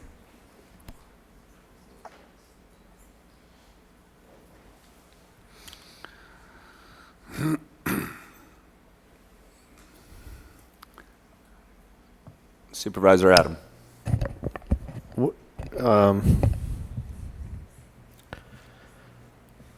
What's the zoning on those parcels? The ones where the dots are have got to be Ag 2. Yeah. Well, that gets solved if we put CUPs on all Ag 2. So what happens when you put CUPs on all Ag 2 is you're going to get, that thing is going to come up for approval in the year 2025 because we already can't get through what we're dealing with right now. And we could hire a freaking army of people. Most of our applications are on Ag 2. And we've got how many applications? 170, I think. So you got 170 that then need to go through planning with a CUP. Then they got to go to the Planning Commission because they're going to get appealed. Then it comes to the Board of Supervisors. I understand what you'd like to do, but that's just, I think, a logistical impossibility, if not nightmare scenario. Supervisor Hartman? So that gets us into a number of issues, but I would like to say that CUPs on everything is a burden for us in the county. Cost-wise, too. It's a burden for the applicant, and it's a burden for the neighbors who have to go through this process. So it's a really blunt instrument. I wish we could find something more tailored, more scalpel than sledgehammer. Well, it'd be nice to see. So is that an urban boundary line? I mean, so what you're saying is 1,500 feet from an urban boundary line, you would require a CUP. Well, before I would be able to support something like that, I'd have to see a map of every location and kind of see, because that might be one instance, and you've got maps for all of them. Okay. So, that's Buellton. Mr. Gazzoni? Wampo? Chair and supervisors, so some of these, I don't know if it would save the board some, or preserve some options to just come up with a list of things that you would be sending to the planning commission rather than deciding on 1,000 feet or 1,500 feet. Yeah. Because if the planning commission considered a buffer of, an additional buffer greater than 1,000 feet, they've touched it, and then under the planning and zoning law, you can act on that. Okay. You'd want it broadly. And then likewise with Supervisor Williams' motion on amending Article X, that's something that we had sent Article X to the Planning Commission the first time around, so my recommendation would be receive a report on that. And then sometime on all of this, I think it would be good to just talk about the date that all of this is coming back. Okay.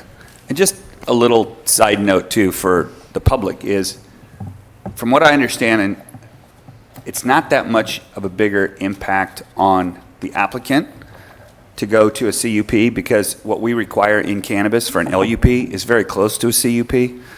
The impact is on us, and the cost on us, and the time on us. And every time we put another project into a CUP, it's another crappy operator that has a CUP that gets delayed from getting that thumbs up and down that I'm interested in. So I see what you're moving at here, and I like the idea of, I can see how it's inconsistent, and there could be a sliver there where a parcel pops in and doesn't have to do a lot of oversight, but I just don't, it's that unintended consequences that I'm worried about. Yeah.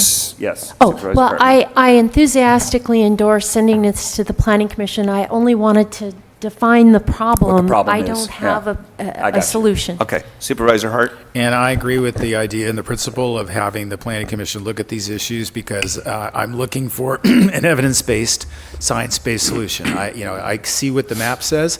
I'm not sure that the giant areas to the south of Los Alamos that are on this map, is that the edge of the map, or is that the edge of the parcel? So what we actually have in place right now isn't necessarily rational. So I'd like them to look at all of that and say, Well, let's come up with something that works. And that's the reverse side of this is, so that's an EDRN, I'm guessing. So those purple ones, the purple or pink, whatever that is, does require a CUP already? Is that what that map shows us?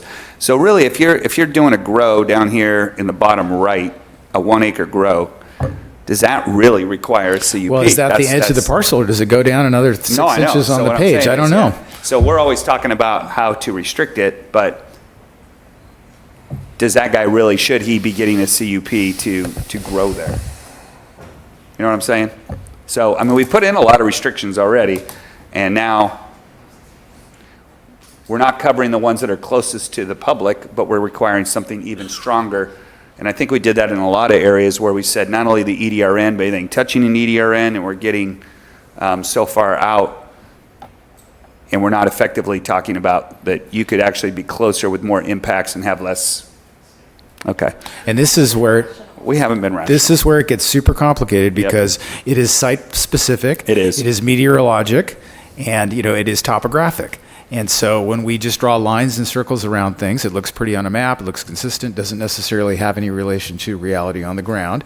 And, we could put CUPs on everything, things which doesn't work. to get that site-specific analysis, but then we choke up the system, and we don't get to any finish line. So there's a tension, constant tension between these two things, and the Planning Commission is the better place to vet this than up here. Okay. We're going to Supervisor Williams, then Supervisor Adam. So I think that where this is headed is good. I would just say that we should put some preferences into this, because there may be some advantages to CUP in terms of our discretion, but the more of them we have, the more it slows down the process, and for nuisance abatement, a long process is not good. As we've seen, we'd love to be able to, without entitling folks, be able to move up nuisance, but you guys were worried about moving that up too much to expose the county at a legal fashion. If you pile on a ton of CUPs, then we're going to wait longer and longer in Carpinteria for the permits that promulgate this stringent odor standard. And so please don't do that to me in an overly broad way. I mean, I think we should be telling the Planning Commission that we don't want CUPs on everything, because that would grind this to a halt, but we want some criteria where we have a targeted use of CUPs to minimize that conflict. And I would also urge to give to get a property owner out of the requirement, meaning the CUP is only required if the grow is within the 1,500 feet. If people can get away from, by moving the grow away, that's what we want to help protect other ag and residences. So that I would ask us to definitively send to the Planning Commission our desire to have a setback as a way to get that the CUP only be applicable within a certain setback to allow the grow to be moved away, which would accomplish our ends. Mr. Chair, I just had a question. Members of the board, I think what would be valuable is to have the discussion about what you want to achieve and let the staff and the Planning Commission identify the tool. Because I'm not sure the CUP is the right tool, because I'm not sure it gets you that much more than the CDP other than a public hearing. And right now, what we're getting is public hearing anyway, because these applications are being appealed. So if we could talk about what your objectives are in terms of what you want to see happen, like whether it's a setback or this distance that you're talking about, that would be helpful. And then we will identify what tool is the best. Okay. And bring that to the commission and the board. And then while you're at it, I would say that if we get that, if that's where we're moving inland, I would like to have some targeted use of a CUP in the CARP overlay in Ag 1. This has been a struggle for me because I don't want to slow down enforcement. I don't want to slow down odor enforcement, but it is something that both the city and a lot of residents have asked for, and so again, I don't want a situation where everything requires a CUP, but if there was a criteria-based targeted use of a CUP, then that I think would be maybe valuable. Okay, let's work it this way. Yeah, okay. Supervisor Adam, you're up first. Well, if we're going to do 1,500 feet around something, then we need 1,500 feet around wineries and other cultivated agriculture, And this is why I think the CUP was the right tool, because you can tailor it to, the existing uses neighbors have already, and if they want to put it out there in Cuyama someplace, then and they have no neighbors, then fantastic.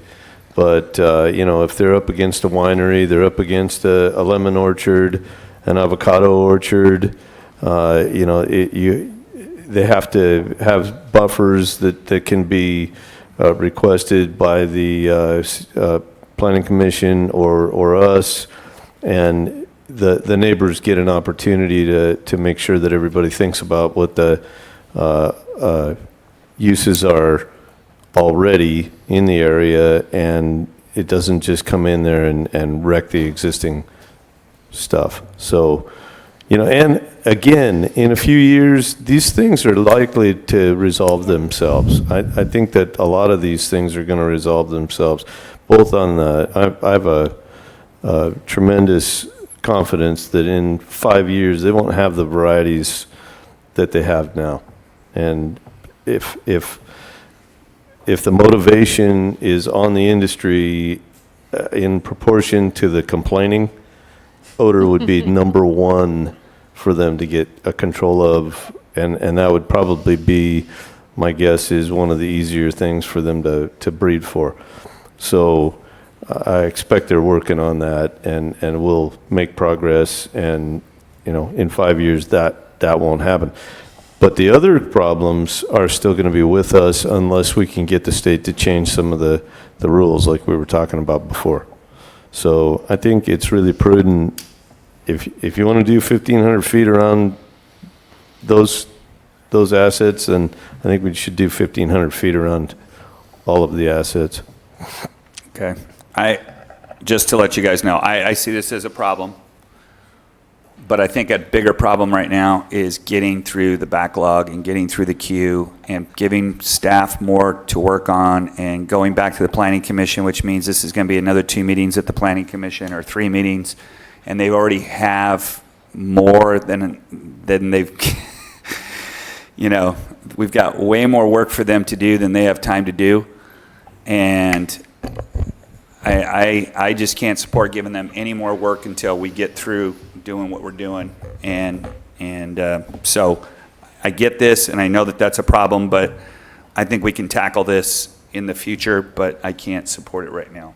But Greg? Well, What? Go ahead. it's lucky the government's not going to go away anytime soon. Yeah. Well, I think you raised a great point, and I think that it's up to the Planning Commission to also weigh in on how they're going to manage this workload. That they are part of this, they're part of the team, they need to work with staff, they need to figure out how this can be done. And so if we're going to entertain additional CUPs and additional processing stuff, let's make this rational and make it actually work, not just make something that isn't going to be achievable. And I would challenge everybody to, if we're going to look at numbers and setbacks and buffers, have that be based on science, not just numbers, not a round number. How do you do that when it really is site-specific, meteorologically driven? It's not an arbitrary number that we're pulling out of our hat. I don't have an answer to that, wouldn't prepare to begin to guess at that, and I wish the Planning Commission and staff, good luck, dig deep, find other places and examples, and let's apply the best experience that's been aimed at this problem in other places and see what we can come up with. But I'm not assuming that there's a right answer to this either when it comes back. Supervisor Hartman? Well, I think the cap helps relieve some of the anxiety, and I agree with Supervisor Lavanino and Supervisor Williams that our priority has to be processing what's in the queue. However, I think that this is that there's a lot of disparity here. Every piece of land is unique, and while I think scientific evidence-based is great, government, again, is a blunt instrument, and I don't think we know and can possibly determine how to prevent any kind of nuisance. So I think I would like to see some kind of a buffer around our urban rural boundaries, and so I'm happy to let it go back and find its place in the queue of our workload, but I just wanted to make sure people understand that this is an important issue in my district. We have 40 permits and only 3 are CUPs, I believe, in my district, so that's an issue. Yep. Okay. So is there a motion, or do you want to just leave that, or do we move on to, Mr. Gazzoni and then CEO Miyasato? Or CEO Miyasato and then Mr. Gazzoni, that's the way that works. Thank you, Chair Lavanino. Before you move on, I just want to make sure, if you're going to, you've said a lot of different things, I think the gist of it is what you're expressing, but I just want to make sure the planning director has clear direction as to what she'd be looking at, what she'd be conveying to the planning commission. So I'm asking her to repeat what she thinks she heard from you so we're clear. Well, first off, I'm not sure there's 3 votes to do this yet. Mr. Chair, members of the board, what I hear is that there's a desire to address the disparity that we're finding around the urban-rural boundary line in terms of how close grows can be if there's a narrow parcel in between where the grow parcel is and where the urban boundary is. And so there's a question about whether or not we could add a buffer area around these urban boundary lines that would result in sort of pushing away the cannabis grows, separating them further. So that's what I understand you want to achieve. And I think a buffer, if that's what you want, a buffer is probably the right tool. A change in the permit type may not be the right tool. But if I understand what it is you're trying to achieve, then I can research this with my staff and figure out what the correct tool is. And so did I get that right? Yeah, but, so my concern is, if we do a buffer, you're not going to ban it in that buffer, are you? You would say you would need a CUP, correct? Well, okay. So what I'm thinking, though, is if we don't normally ban something, we say, okay, you probably need a CUP. But if we do a CUP, we're basically doing the same thing that we're doing now in that area, almost. And Mr. We're Chair, very close, except we don't have the hearing. Right. I'm just not sure requiring a CUP is going to get you necessarily what you're looking for. And then the other option would be a ban, but this person that you're talking about already has an application in and is already going to be processed before. I understand what you're trying to do. I just don't know how we get there. But anyway, so you're saying send it back to the Planning Commission for more. Mr. Gazzoni. So I think the front end of that motion would be basically directing the Planning Commission to study and report, and then as broadly as possible, state the items that you're looking for. And I would ask that even though you've already had the motion from Supervisor Williams on Article X, that Article X be part of that for the odor controls, because that is something the Planning Commission should look at. Supervisor Hart. Well, I think for me, the connection between this consideration of a buffer or setback or whatever we're going to call it is tied to odor control. And so I think it's really important to recognize there's a difference in odor in outdoor cannabis operations because of the amount of harvest time that's involved in 2 crops a year versus a greenhouse operation that is constantly flowering and emitting odors. So I think there needs to be a lot more understanding of what that means before we go down this path. And that's what I'd like the Planning Commission to dig into very carefully and to understand something that's happening, 4 weeks a year is fundamentally different than something that's happening every week of the year. And something that's outdoors with dispersal of air, all those meteorological site-specific conditions are part of the conversation about what is a buffer about? Why are we doing a buffer? What is the distance of the buffer? Rather than drawing lines, if somebody dig into this and bring back some science that says this is how far odors drift, this is what the concentration of odors like at a distance, this is what the experience of people is with these situations. Right now is a great time to be driving around the San Ynez Valley because my understanding is it's harvest time in the cannabis business and folks can go smell for themselves. I did that over the weekend and it's quite revealing, and I would love to have a cross-section of people bring their noses to this problem and experience it themselves and then share that information because the experience seems to be very subjective all over the place. Supervisor Williams. Well, what I'm hoping for is that this is not sort of either a blank check or a punt. Either one, I think, would be kind of the wrong action to take. And so I'm hoping that we give some guidance to the Planning Commission that, we don't want them all to end up being CUPs because of what that does to the process. So, should we say we don't want more than 40% end up being CUPs or 30%? I think there's some kind of guidance we should give to get somewhere, because remember, if for instance, in the Article 10 amendment, by the time it's through the Planning Commission and to the Coastal Commission, it's going to be long after the date that we set, right? It's sort of frustrating the lack of nimbleness of our process. And so I'm just hoping that we get slightly more specific or give a little more guidance to the Planning Commission here. Which scares me because I'm not going to support it anyway because I don't want to pile on any more work. But the only thing that would be fair is if you are going to say that there's a buffer around it, that you're going to eliminate some other properties that were tagged as needing a CUP, let's say like bordering an EDRN. But when you really look at the property, the guy's growing 2 miles away from anybody, but we're still requiring a CUP because that's what we did because we thought that was the right thing to do. But in reality, it's not.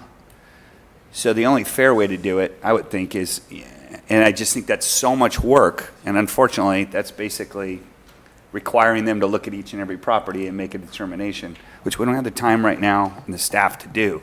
So that's why I can't support changing the process. I think we have a process. It's flawed, but anything we do is going to be flawed, and I just as soon keep moving and trying to get through this backlog that we have. So I won't be able to support it. Supervisor Hartman, if you want to make a motion.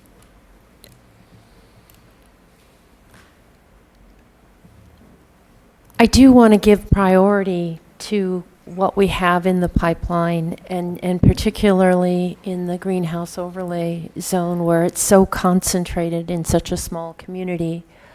But the next step for me would be to get more consistency, and you raise a good point. I mean, a buffer that's consistent. Again, I don't think we can do an analysis site-specific and design a permit.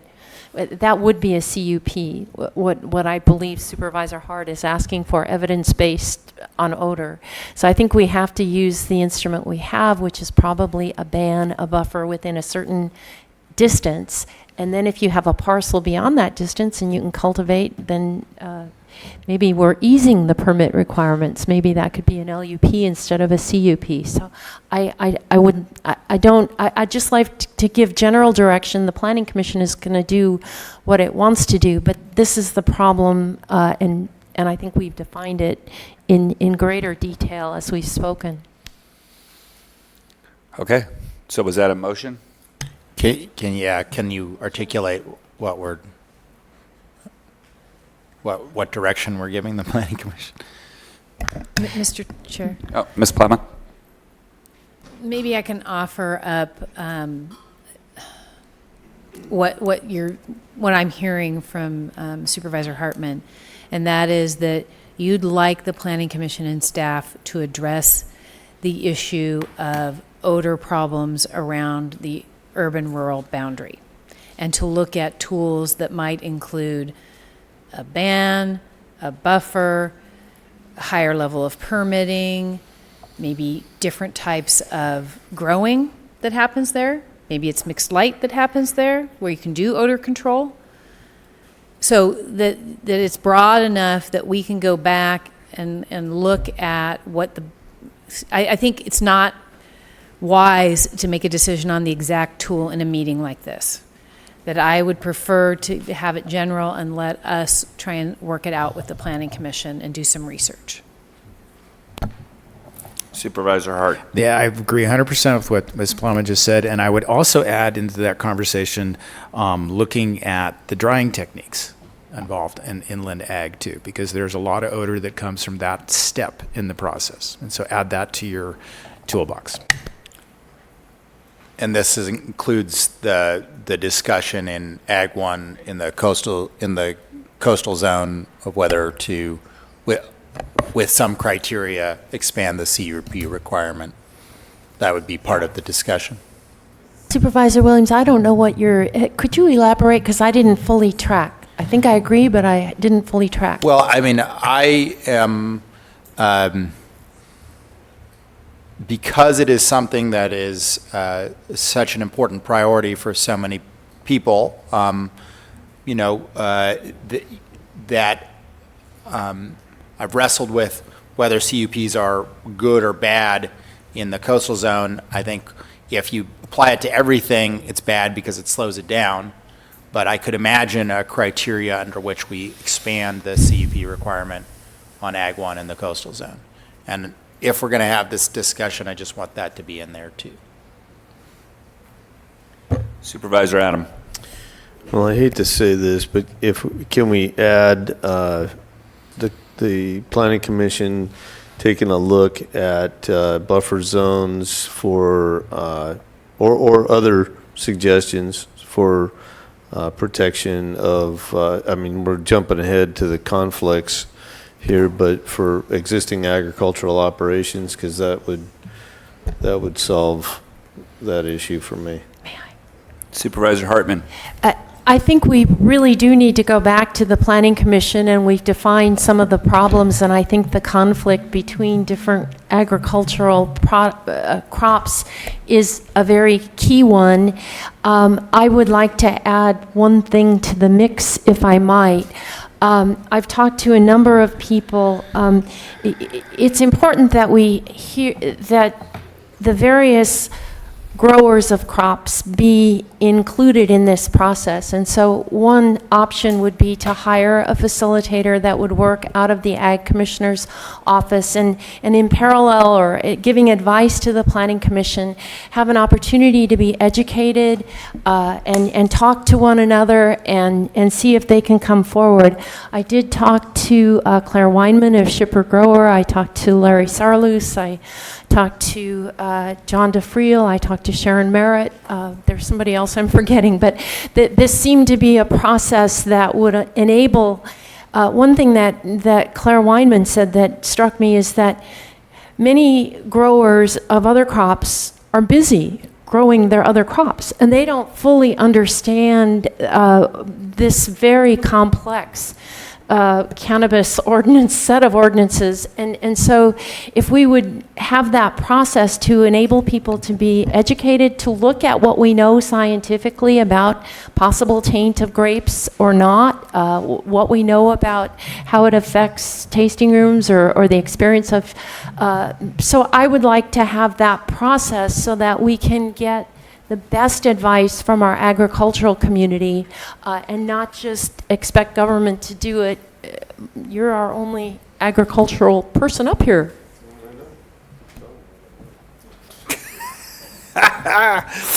That's why she wants to get another one to help us. Supervisor Adam. Okay. Supervisor Hart. I think that's a really good idea. I think that's important. So I like that idea, but I let's separate it because I don't like the boundaries. I can't vote for the boundary, send back to the PC, but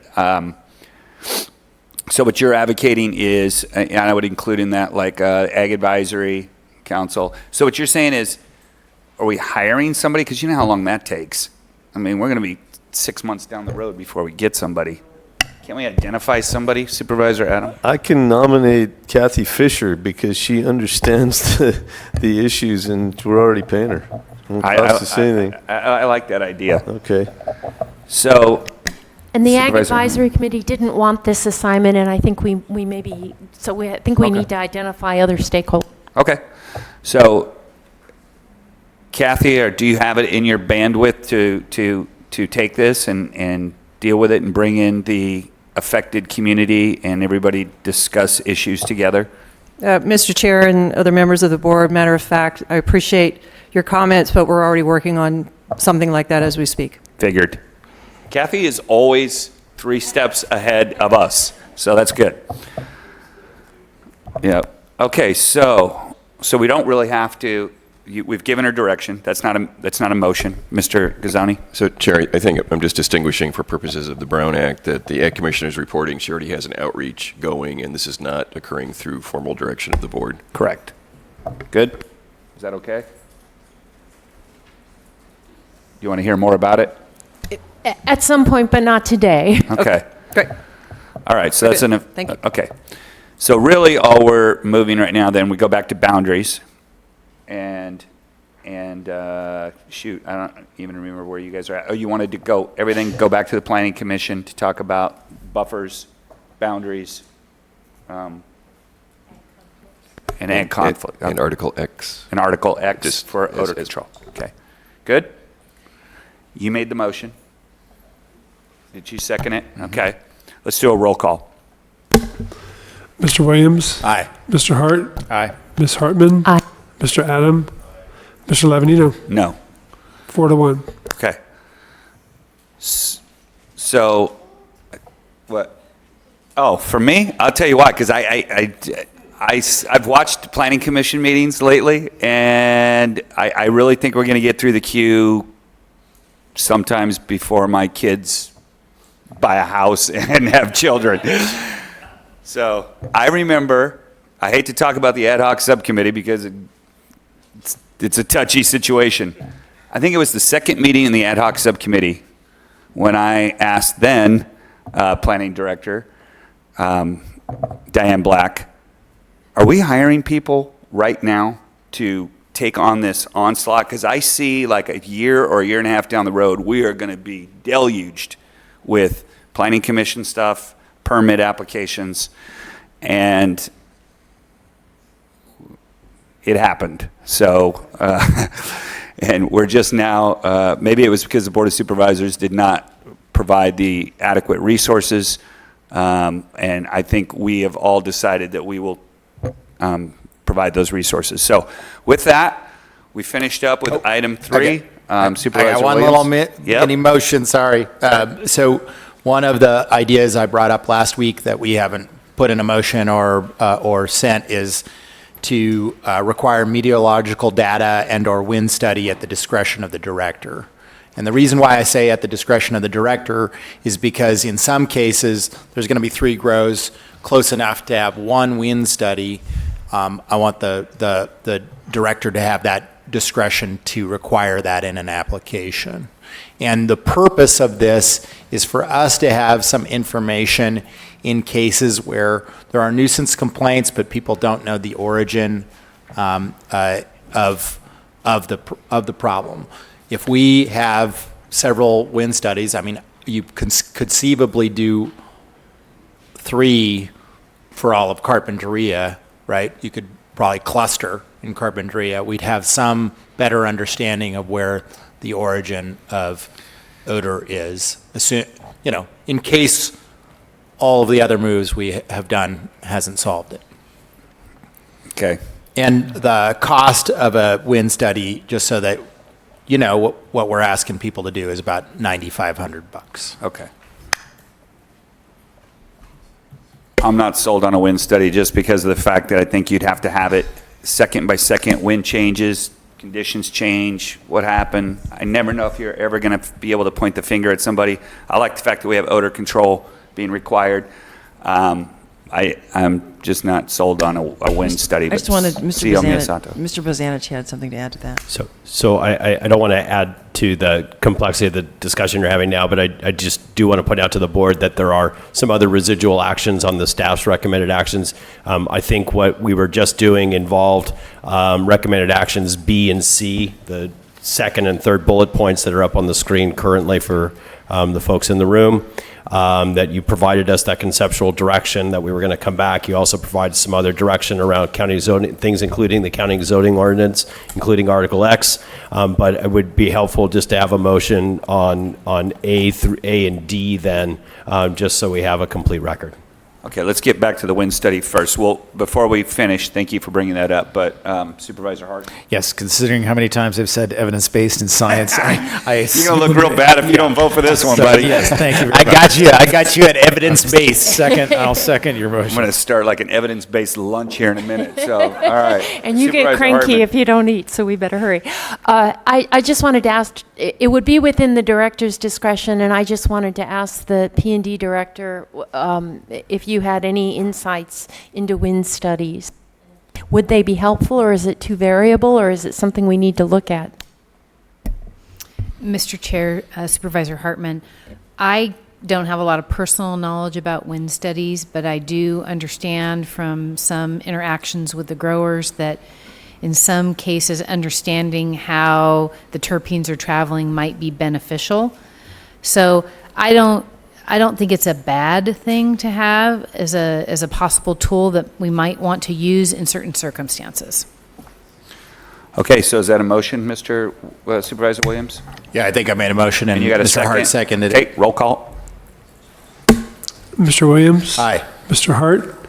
Ms. Hartman? Aye. Mr. Adam? Mr. Lavanino? No. 4-1. Okay, we're going to go to Supervisor Hartman. Before he leaves, though, I want to point out that Mr. Shatillo has been seated in Andy Caldwell's seat all day. So I don't know what that means, but it's a nice spot.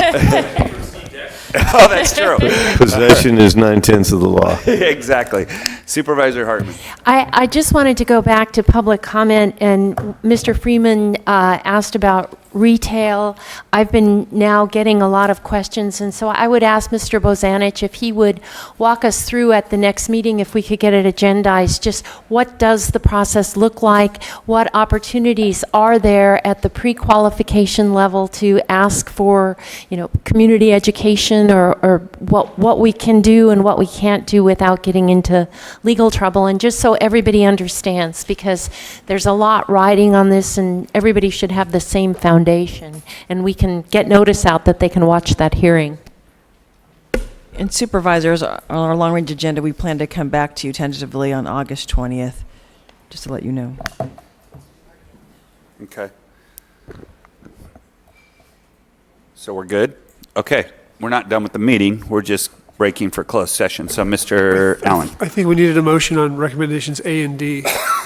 Very good. Dennis brought it up and we still forgot it. All right. Recommendations A and D. A through D or A? A through D. I move items A through D. Moved and seconded. You're talking about these items that are up here, correct? Okay. Yeah, that's A, B, C, and D. Got in the it. staff report. Those are exactly the same. All right. All those in favor? Aye. Anybody opposed? Passes unanimously. Okay, Mr. Gazzoni, closed session. Can you all hold your seats for just 30 seconds, please? Go ahead. Chair and Supervisors, today in closed session, the board is agendized to consider two matters of existing litigation. The first is the Southern California fire cases. Second is the Sopani Group versus County of Santa Barbara. You have also have conference with legal counsel for one matter of significant exposure to civil litigation and one matter of deciding whether to initiate civil litigation. My estimate is that we would be back by 2 o'clock. Okay, we're going to come back no earlier than 2.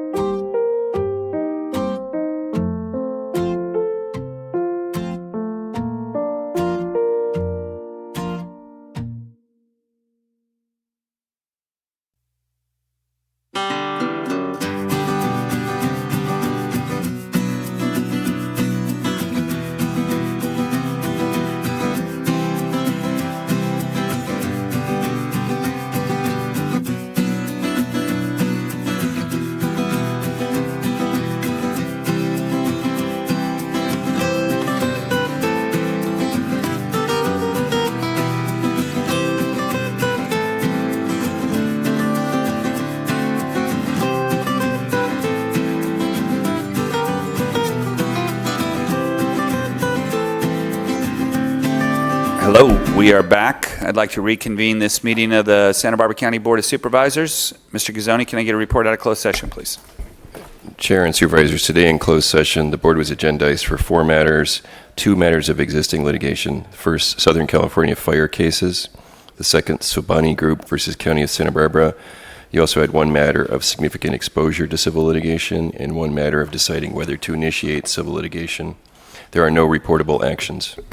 Okay, and then as a matter of cleanup, let's go back to A19. On A19, that's from Human Resources, considering recommendations for performance-based salary adjustment for the county executive officer. And effective 2017, the Brown Act requires a verbal report before final action on any potential compensation increases for defined local agency executives, which in this case includes the county CEO and I. The matter today is for the county CEO. And 1 item is a 2.5% performance-based salary adjustment effective July 15th, 2019. And the other is a one-time lump sum retention incentive payment of $2,500.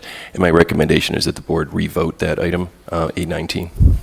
Okay. And I will read it into the record. A19 from Human Resources, consider recommendations regarding a performance-based salary adjustment for the county executive officer. So moved. Okay. Moved and seconded, and that $2,500 retention is per policy of the county for those who have been in their position, I believe, 5 years. Okay, very good. Okay, all those in favor? Aye. Aye. Any opposed? All right, passes unanimously. So that brings us back out to item D4. Mr. Clark? Chair Lavanino, members of the board, item 4 is from Community Services. It's a hearing to consider recommendations regarding fiscal year 2019-20 special tax levy for the County of Santa Barbara Community Facilities District number 2002-1. This is the ARC Community Plan, and for the County of Santa Barbara Community Facilities District number 2004-1, Providence Landing, 3rd and 4th districts. Mr. Bailey? Good afternoon, Chair Lavanino and members of the board. I'd like to introduce you to Stephen Fung. He is the cost analyst for the Housing and Community Development Division and recent CPA for a brief presentation on the 2 community facility districts in the county. Thank you, Ryder. Good afternoon, Chair Lavanino and members of the board. Today you will be receiving a presentation on Orchid and Providence Landing Community Facility District's special tax levy for fiscal year 2019-2020. The Community Services Department annually coordinates changes to the special tax levy for Orchid and Providence Landing Community Facilities Districts. And for Orchid CFD, with the adoption of this resolution, parcels within the CFD will be increased by 3.2%. Per the CFD's original resolution, the special tax is to be adjusted annually by the greater of 2% or Los Angeles CPI, which in this case was 3.2%. And for Providence Landing CFD, with the adoption of this resolution, parcels within Providence Landing will remain at $672 per parcel, the same assessment as the prior year. Providence Landing has a balanced budget and adequate fund balance. As such, there is no need to increase the levy at this time. Staff's recommendations are as follows. Receive the administrative report summarizing the proposed fiscal year 2019-2020 special tax levies. Adopt the resolution levying the special taxes, and certify the list of all parcels subject to the special tax levy, including the amount of the tax on each parcel, and direct the clerk of the board to file the certified list with the county auditor, and determine that the levying of the special taxes are not subject to CEQA. And that is the end of my presentation. Staff will be happy to answer any questions. Okay, are there any questions from staff? For staff? Seeing none. Any public comment?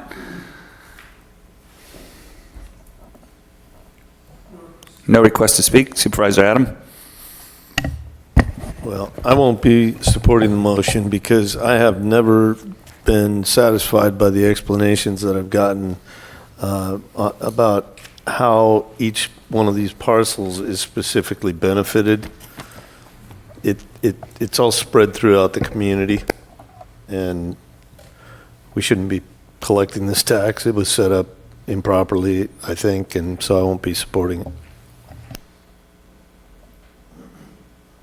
And that's as to the Orchid fee, not the Providence Landing.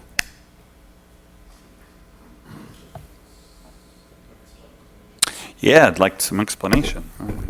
Supervisor Lavanino, or Chair Lavanino to Supervisor Adam. This assessment was part of a condition development from 2002. It was voted on by the board, and every year we adjust it for CPI.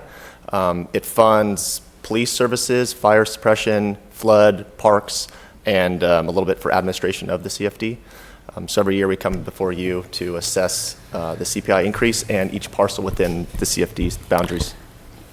So your beefs with the O2 board that they should have never made this a condition? Right. Okay. I mean, it's an improper collection from one parcel, and it's benefiting others. You can't tell the difference between what that money does. You know, there's nothing special for each one of those parcels. Go ahead. Mr. Kazan. Chair and Supervisors, and I end up every now and then saying pretty much the same thing, which is Mello-Roos, which is one of the things we're talking about here, was a planning tool back some 15, 20 years ago. It does not require precision. It does require there to not be a supplantation of services otherwise occurring. And the theory 15 years ago was that but for this tax, those services would be diminished for those parcels, and it's not a tool that we presently use. Okay. Very good. Is there a motion to move staff's recommendation? So moved. Is there a second? Second. You need your thing, by the way, somewhere around there. All right, let's get a roll call. Mr. Williams? Aye. Mr. Hart? Ms. Hartman? Aye. Mr. Adam? No. Mr. Lavanino? Aye. Passes 4-1. Okay, let's move to item number 5. Chair Lavanino, members of the board, item 5, also from Community Services, is a hearing to consider recommendations regarding the Consumer Price Index adjustment for fiscal year 2019-2020 library special tax rate for county service area number 3. This is in the 2nd and 3rd districts. Good afternoon once again, Chair and Supervisors. I will once again introduce Stephen Fung to give this brief presentation. Thank you, Ryder. Good afternoon, Chair Lavanino and members of the board. Today you will be receiving a presentation on the CSA 3 Library Measure L Special Tax Levies for fiscal year 2019-2020. The Community Services Department annually coordinates changes to special tax levy for CSA 3 libraries by Los Angeles CPI. And for fiscal year 2019-2020, with the adoption of this resolution, parcels within CSA 3 will be increased by 3.8%. The Los Angeles CPI for the 2018 calendar year. This increase will result in total assessments of approximately $203,000 and $8,000 increase from the prior year. Staff's recommendations are as follows. Adopt the resolution that confirms the report and increases the fiscal year 2019-2020 library special tax rate in CSA 3 by 3.8%, and determine that the adoption of the resolution is not subject to CEQA. In addition, I want to bring to your attention that we found a typo on the resolution on attachment 2, which referenced the prior fiscal year instead of the current year. We have since corrected the typo and have provided an updated resolution to the clerk of the board prior to this meeting. And that concludes my presentation, and staff will be happy to answer any questions. Any questions for staff? Is there any public comment on this issue? No request to speak. No request to speak. Can I get a motion? Move staff's recommendation. Second. Do we need a roll call, or we're good? Okay, all those in favor? Aye. Any opposed? Passes unanimously. All right, let's go to item number 6. Chair Lavanino, members of the board, item number 6 is from Community Services as well. It's a hearing to consider recommendations regarding the Community Choice Energy Updated Feasibility Study results.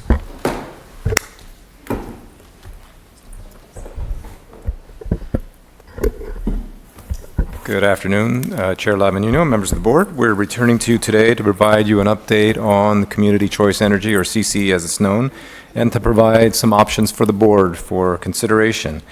Ashley Watkins, who's the division chief for the Sustainability Division, will make the presentation. Pacific Energy Advisory, our CC consultants couldn't be here, so we do have Jen Krieger here. Jen was the staff person who spearheaded this effort, so Jen is here for any technical questions. We have Tom Habashi, who's the CEO of Monterey Bay Clean Power. Tom is sitting up front, as well as J.R. Killigrew. And J.R. is the Director of Communications and Energy Programs for Monterey Bay Clean Power. So with that, I will turn this over to Ashley. Good afternoon, Chair Lavanino, members of the board. During today's presentation, I'll provide some quick background information on CCE, review the results of the most recent CCE feasibility study, analyze some options for the board's consideration, and then take board direction on how you'd like to move forward with Community Choice Energy, or CCE. As a refresher, CCE enables local governments to purchase or generate power on behalf of their communities and set some customer rates. These activities have typically been conducted by the investor-owned utilities. With CCE, the IOUs are still responsible for delivering the electricity purchased or generated, as well as with billing customers. Customers who do not want to participate in a CCE program can opt out and stay with the incumbent utility. CCE programs are typically created to achieve certain policy goals, such as providing greater control over local energy decisions, increasing the amount of renewable energy delivered to customers, lowering greenhouse gas emissions, providing the opportunity for local renewable energy projects, which can also help with resiliency issues, as well as generating funding for sustainability programs, such as incentivizing adoption of electric vehicles. Sometimes CCE programs can also help customers save money. Those bill savings can be used to be spent on other goods and services, which can stimulate the economy. There's some jobs that could be created through CCE as well, typically jobs that relate to running the CCE program. There may also be some job creation and economic stimulation that comes from the energy programs or sustainability programs that the CCE offers, typically contracting related jobs.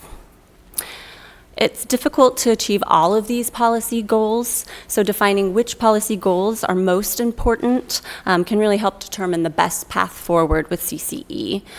I also wanted to mention that the ability to achieve some of these policy goals hinges on whatever the current regulatory or market conditions are, as well as the fiscal health of the CCE program. So we have a bit of history with Community Choice Energy here in Santa Barbara.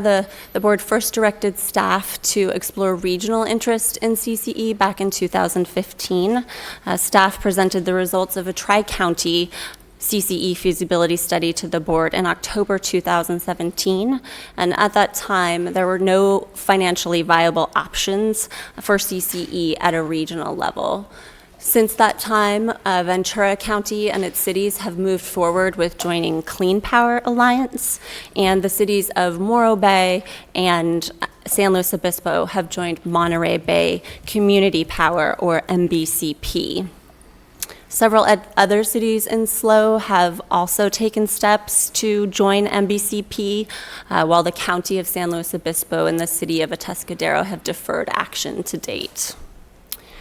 A follow-up study for Santa Barbara County and all its eligible cities was conducted by Pacific Energy Advisors, or PEA, with positive results presented to the board in July 2018.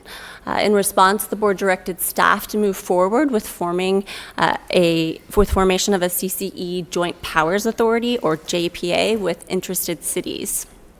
Staff conducted outreach to all the cities within Santa Barbara County, but only South County cities committed to forming a CCE JPA. Shortly after formation plans began, several issues emerged that raised concerns regarding the applicability of the previous PEA study. Staff decided to pause formation plans and asked PEA to take a look at updating the feasibility study to assess the impacts of several things. Expected increases to exit fees that are typically charged to utility customers when they depart to a CCE. Changes to PG&E and Edison generation rates. Those generation rates are what a CCE compares itself against, and these rates have been fluctuating quite a bit recently. increased competition due to direct access program, which is it's just sort of similar to CCE. It's operated by private companies, and they serve commercial companies or commercial customers specifically. And then accelerated state renewable and GHG-free electricity goals. And then finally, we also asked them to look at the lack of North County participation and its effects on the feasibility study. The updated feasibility study looked specifically at the county as well as the cities of Santa Barbara, Carpinteria, and Goleta. PEA modeled a local CCE program that would provide cleaner electricity than PG&E and SEE at competitive rates. The electricity mix was modeled at 85% GHG free, which assumes 75% GHG free for Edison territory and 100% GHG free for PG&E. And the reason for that is that we expect that that SEE will be offering around 50% GHG free at the time of a local program launch, and that PG&E would be somewhere around 100% GHG free energy. Actually, I have a question on that. How do those percentages differ from what the state has mandated PG&E to get to? So the state has it's mandated all load-serving entities, so CCEs as well as utilities. You need to get to 60% renewable energy by 2030, and then GHG-free 100% by 2045. So on that side of things, I mean, I'm thinking if you stayed with PG&E, you're still going to get those benefits, correct? I mean, everybody has to be there no matter what. Everybody has to be there by 2030 Okay. for renewable, and 2045 for GHG free. Okay. And just to clarify, so renewables refers specifically to the state's definition of what qualifies for the renewable portfolio standard, and then that's usually solar or wind, and then GHG free includes solar, wind, as well as large hydro and nuclear. Okay. So the study, so over a 12-year study period, the study looks at estimates for the cost to purchase power, cost to operate the CCE, any cost to obtain financing for startup and operation, and then it also estimates funds needed to establish a reserve fund that could help mitigate any sort of increases in power costs or IOU exit fees. One more thing before we leave that slide. So that just caught my attention a little bit when you said 85% is GHG free and we get to count nuclear. But we're closing down all the nuclear facilities here. So basically we're going to say it's okay to get nuclear as long as it's not in California. It counts as renewable, or it counts as GHG free, but we got to get it from somewhere else. So we're kind of NIMBYing the nuclear a little bit. I mean, I understanding part of the reason why they're closing down Diablo is cost related. No, I get all that. It's just, it's funny that you can't count it. The state of California won't let you count it as renewable, but we're okay with, like, all right, let's get it as long as you got a nuclear facility in the state of Washington or something, we'll bring in the power. The other place that people are getting, GHG free is large hydro. Okay. So it's not all nuclear. Which California doesn't support either. Yeah. All right.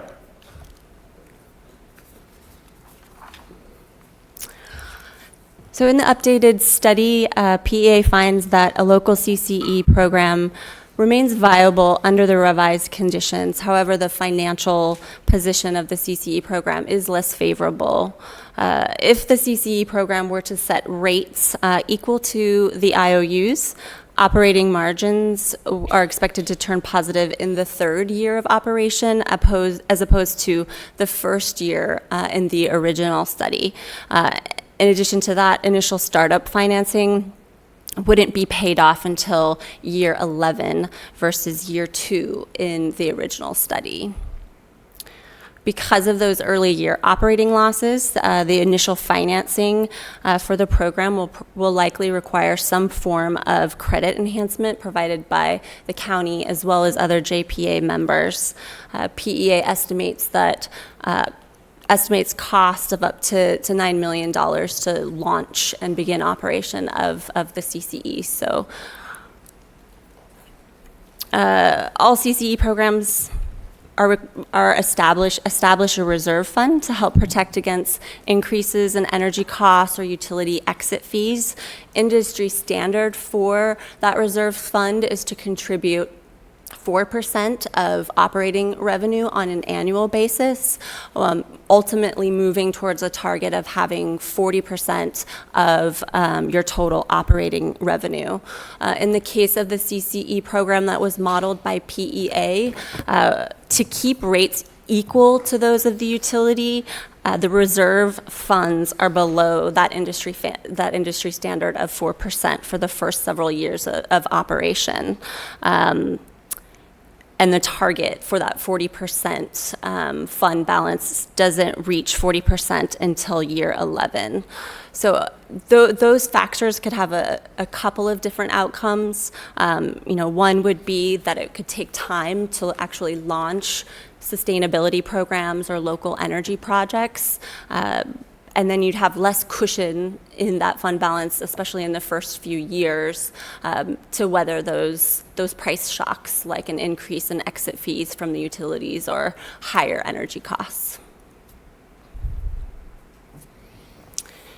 The financial reserve and financing challenges could be mitigated by charging higher rates. If the CCE program were to design rates to fully recover costs and fund the financial reserves using those industry best practices, PEA estimates that CCE rates would need to be about 3% higher on average than the IOU generation rates, at least for the first 4 years of the program. Then they would drop down to be either equal or lower to the IOU rates. The financing challenges could also be mitigated by offering electricity service to residential customers first before offering it to lower margin commercial customers.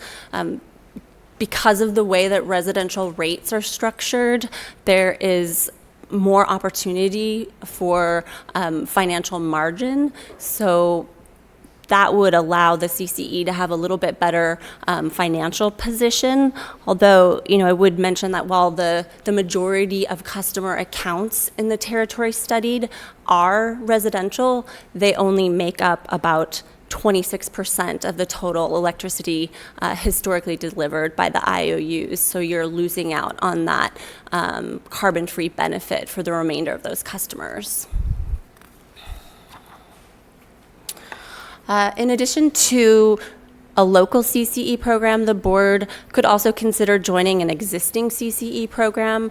Clean Power Alliance is not interested in adding any jurisdictions to their CCE until 2022, and they'll likely focus on other cities within LA County. However, Monterey Bay Community Power, or MBC, has expressed a strong interest in unifying the Central Coast under one CCE program, and they'd be willing to rebrand with a more Central Coast theme. They've been in operation for about 18 months. I think service began in early 2018. They originally launched with the counties of Santa Cruz, San Benito, Monterey, and their unincorporated cities. And as I mentioned, some cities in San Luis Obispo have since joined or have taken some form of action to join. I wanted to point out one error on the slide.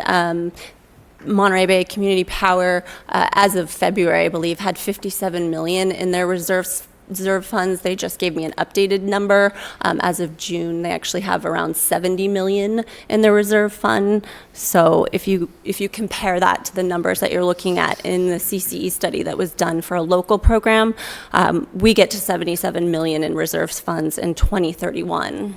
So there's something to think about. They do currently contribute about 2% of their revenue into local energy programs. I believe that they may be changing how much they actually put into those local energy programs once they hit their target reserve. Their target reserve amount is actually 50% of operating revenue. They also have programs available that they've launched. Specific examples of sustainability programs include offering a net metering rate for customers with solar on their roofs that is a little bit more than double what the utilities offer, and they also have a program that pairs local jurisdictions with engineering, design, and contracting support in an effort to establish more microgrid projects. There's no cost to join Monterey Bay Community Power, but we would need to provide some funds to update their implementation plan. The implementation plan is a CCE's sort of outline for how they will serve customers, and so they need to update that plan and submit that to the California Public Utilities Commission for certification. We'd also need to provide some funds to update their JPA agreement to include the County of Santa Barbara. They're estimating that costs would range to around $5,000 to $7,500 to cover those updates. The next couple of slides analyze the options available to the board for consideration. We've included the option of not moving forward with a CCE program, but for today's discussion, we'll focus specifically on option 1, a local CCE, and option 2, joining MBCP. So costs to stand up a local CCE program are substantial in comparison to joining Monterey Bay Community Power. We've included costs estimates for a residential-only program as well as a program that serves all customers. We estimate that if we were to form a JPA with cities, that we wouldn't be able to launch until 2022. That's primarily due to the time that it would take to negotiate a JPA agreement. If we decided that we wanted to go county only, I think we could probably get to 2021, but I think our risk would change slightly in that scenario, and we'll talk a little bit more about that in the next slide. A local CCE program provides the most control, the most opportunity for local control, but that local control is slowly being eroded at the state level. They are, as CCEs are proliferating, they're starting to want to exert more control over CCEs, trying to level the playing field between CCEs and investor-owned utilities. And so we're seeing, efforts to exert more control over CCEs. That local control is going to be further limited as you move towards a JPA with more members, like you would have with Monterey Bay Community Power. With a local program, rates would either stay the same or raise or be slightly higher if we were to go the route of trying to recover all of our costs as opposed to staying at rate parity with the utilities. In the MBCP option, they estimate that for 2021, rates would go down in both utility territories. But rates are going to fluctuate based on market conditions, as well as the potential for IOU exit fees to increase. In terms of job creation, we think that there's minimal job creation in both scenarios, primarily jobs created to run the CCE program, and as I mentioned earlier, some job creation related to the contracting industry if you've got local programs that are incentivizing things like building decarbonization. As I mentioned earlier, there's two ways to look at the greenness of energy, renewable or GHG free. The local CCE program is modeled to provide cleaner electricity in terms of renewable content when compared with Monterey Bay Community Power's default option. However, a local CCE's electricity mix is ultimately going to depend on what that JPA board decides once the JPA is formed, so that could change. I did also want to mention that Monterey Bay Community Power also has an option for opting up to 100% in-state renewable energy, 50% solar, 50% wind. So that's an option for the board to consider. How does that work? Okay, so they're going to tell us they're going to give us 100%. How come we can't get that now? I mean, nobody can get that. How do you get 100? So they're going to provide 100% wind or solar to all of us in the Monterey Bay plan who request it. It would be dependent on who opts into that. You can request to opt in. It would cost more to do, Yeah. to get that. What's that? It would cost more to get that Yeah, 100% okay. mix. All That's right. what- yeah. So the other thing in that box I don't understand is how come if we're in no CCE, we're doing better with better renewable percentages than if we moved to Monterey Bay? I thought You're that was an correct. upgrade. You're doing you're doing better in terms of renewables, but not in terms of GHG free. So it's really sort of comes down to that definition. Well, in PG&E territory I am. I'm at 99%. Right, you're at 99. You're doing slightly better. Okay. I think it ultimately comes down to, as you mentioned earlier, ultimately everyone's going to have to comply with the renewable portfolio standard. Maybe the benefit with Monterey Bay Community Power, I think, is the programs that would be available immediately upon joining.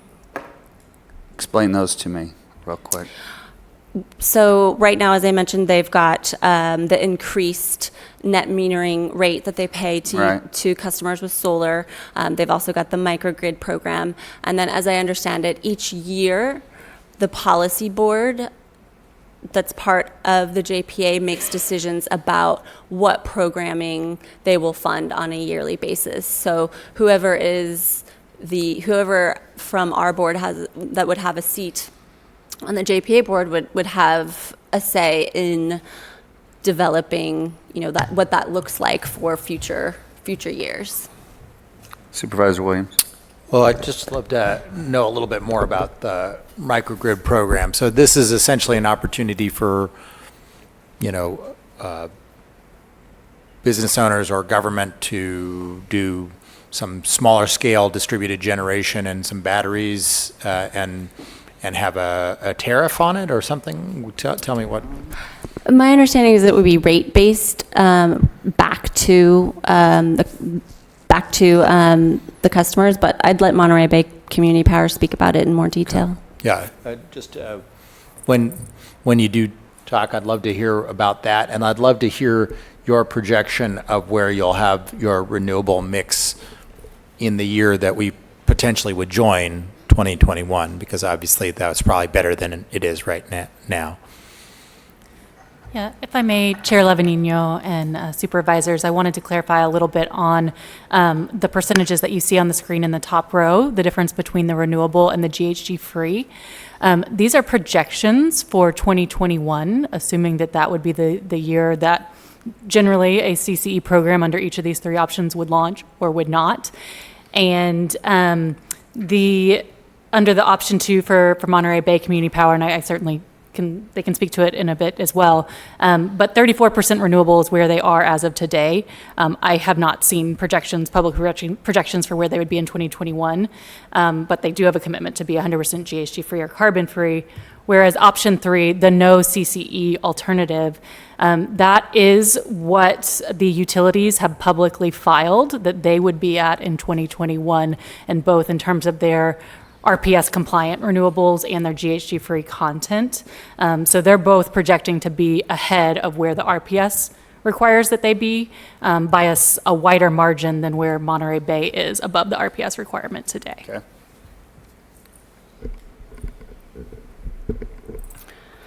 So in terms of local generation, we think utility scale solar projects, which are those that feed directly in the grid, that the path to those is a bit longer and less likely in the short term. That could change if we address some of the barriers that have been identified as part of the strategic energy plan process.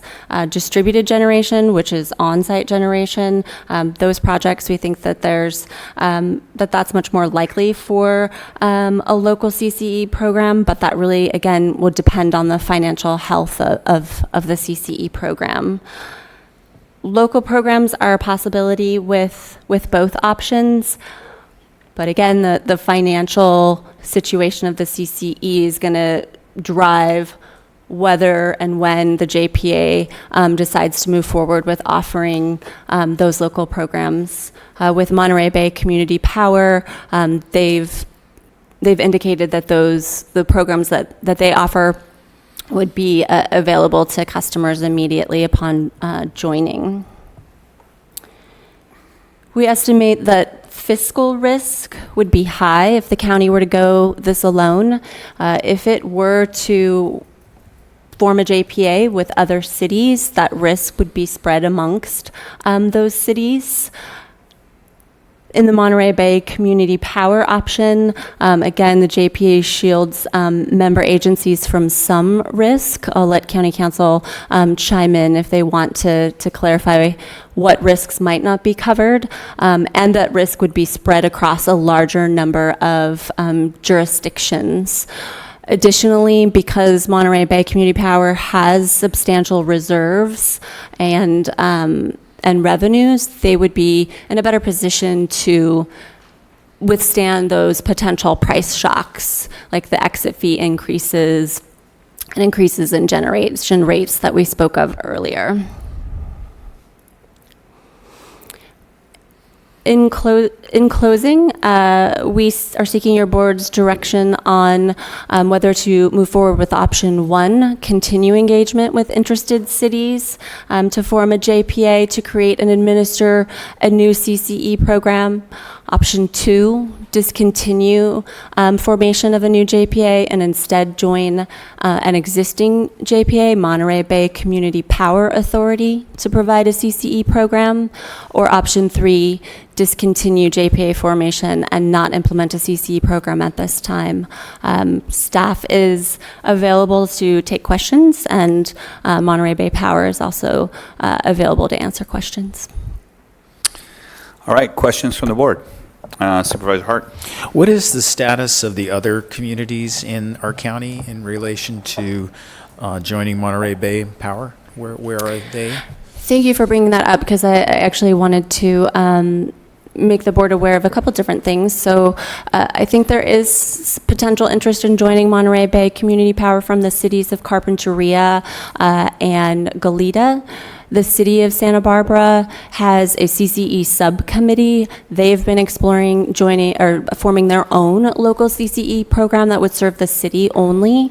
That city council subcommittee seems to have a lot of support for that option of forming its own CCE program. And so if the city were to go that route, again, forming our own JPA, we'd have fewer members to spread risk across, and fewer members to spread costs across. Guadalupe recently agendized MBCP as a potential option to move forward with CCE. They deferred action until the county has made a decision. The same has happened in Santa Maria, and there hasn't really been much response from the city of Solvang or Buellton in terms of what their plans would be for CCE. Thank you. Supervisor Williams. Well, I've been trying to check in with city staff, and of course, city staff cannot answer where the subcommittee will move to, but what they did articulate to me was where their previous calculations have been, and their previous calculations have been if they had to do it alone. I mean, it's definitely part of my strategy on this too, is I don't want the city not to be able to proceed because we didn't do it with them. And they are a significant load, and partially because of it, and essentially I just feel like we ought to at least make sure that both of us can proceed forward in some form. But that the calculations had not included us in their last calculations, or they had not. So I have a couple questions about in the other ones, or maybe in the Monterey area, what's the opt-out rate right now? Or do we know that? Opt-out rate is typically less than 10%. It may be lower in Monterey Bay Community Power. Okay. And then I'm looking at the PG&E website, and it kind of shows you how to, I mean, if people want to opt out, they can't talk to PG&E, they have to talk to Monterey Bay to opt out, correct? Yeah, there's multiple mailers that go out to customers at different times.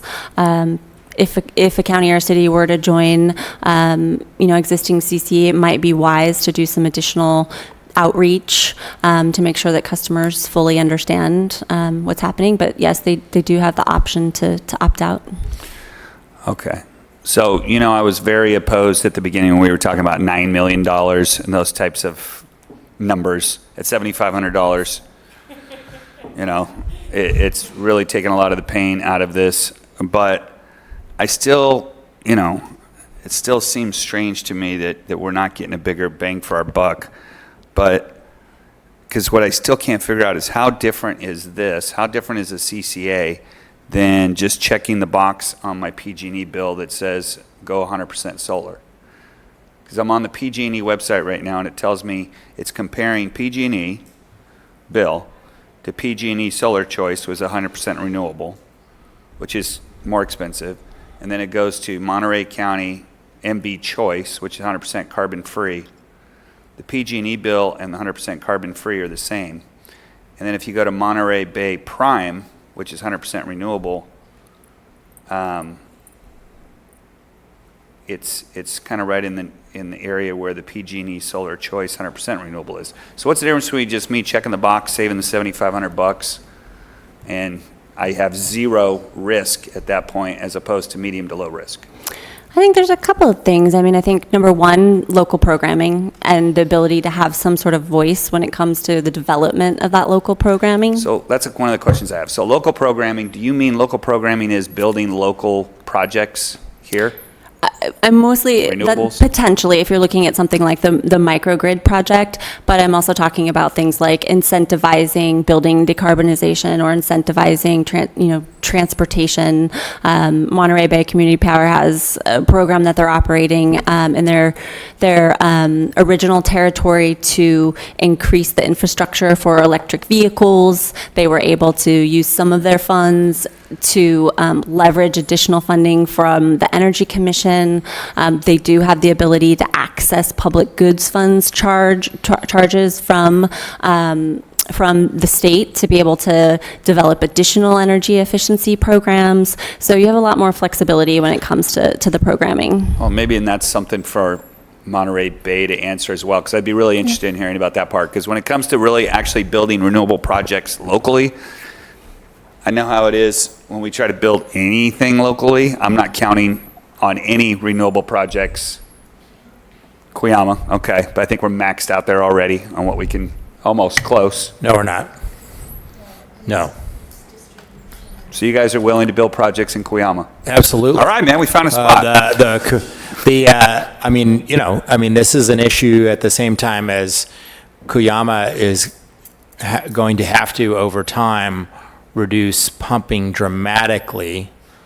And so in some ways, and that is a painful exercise for the economy of Cuyama. Wait a second, and that's based on a state law about groundwater management, is what you're saying. Yeah, and you sit on that board. The pain is either now or later pain, right?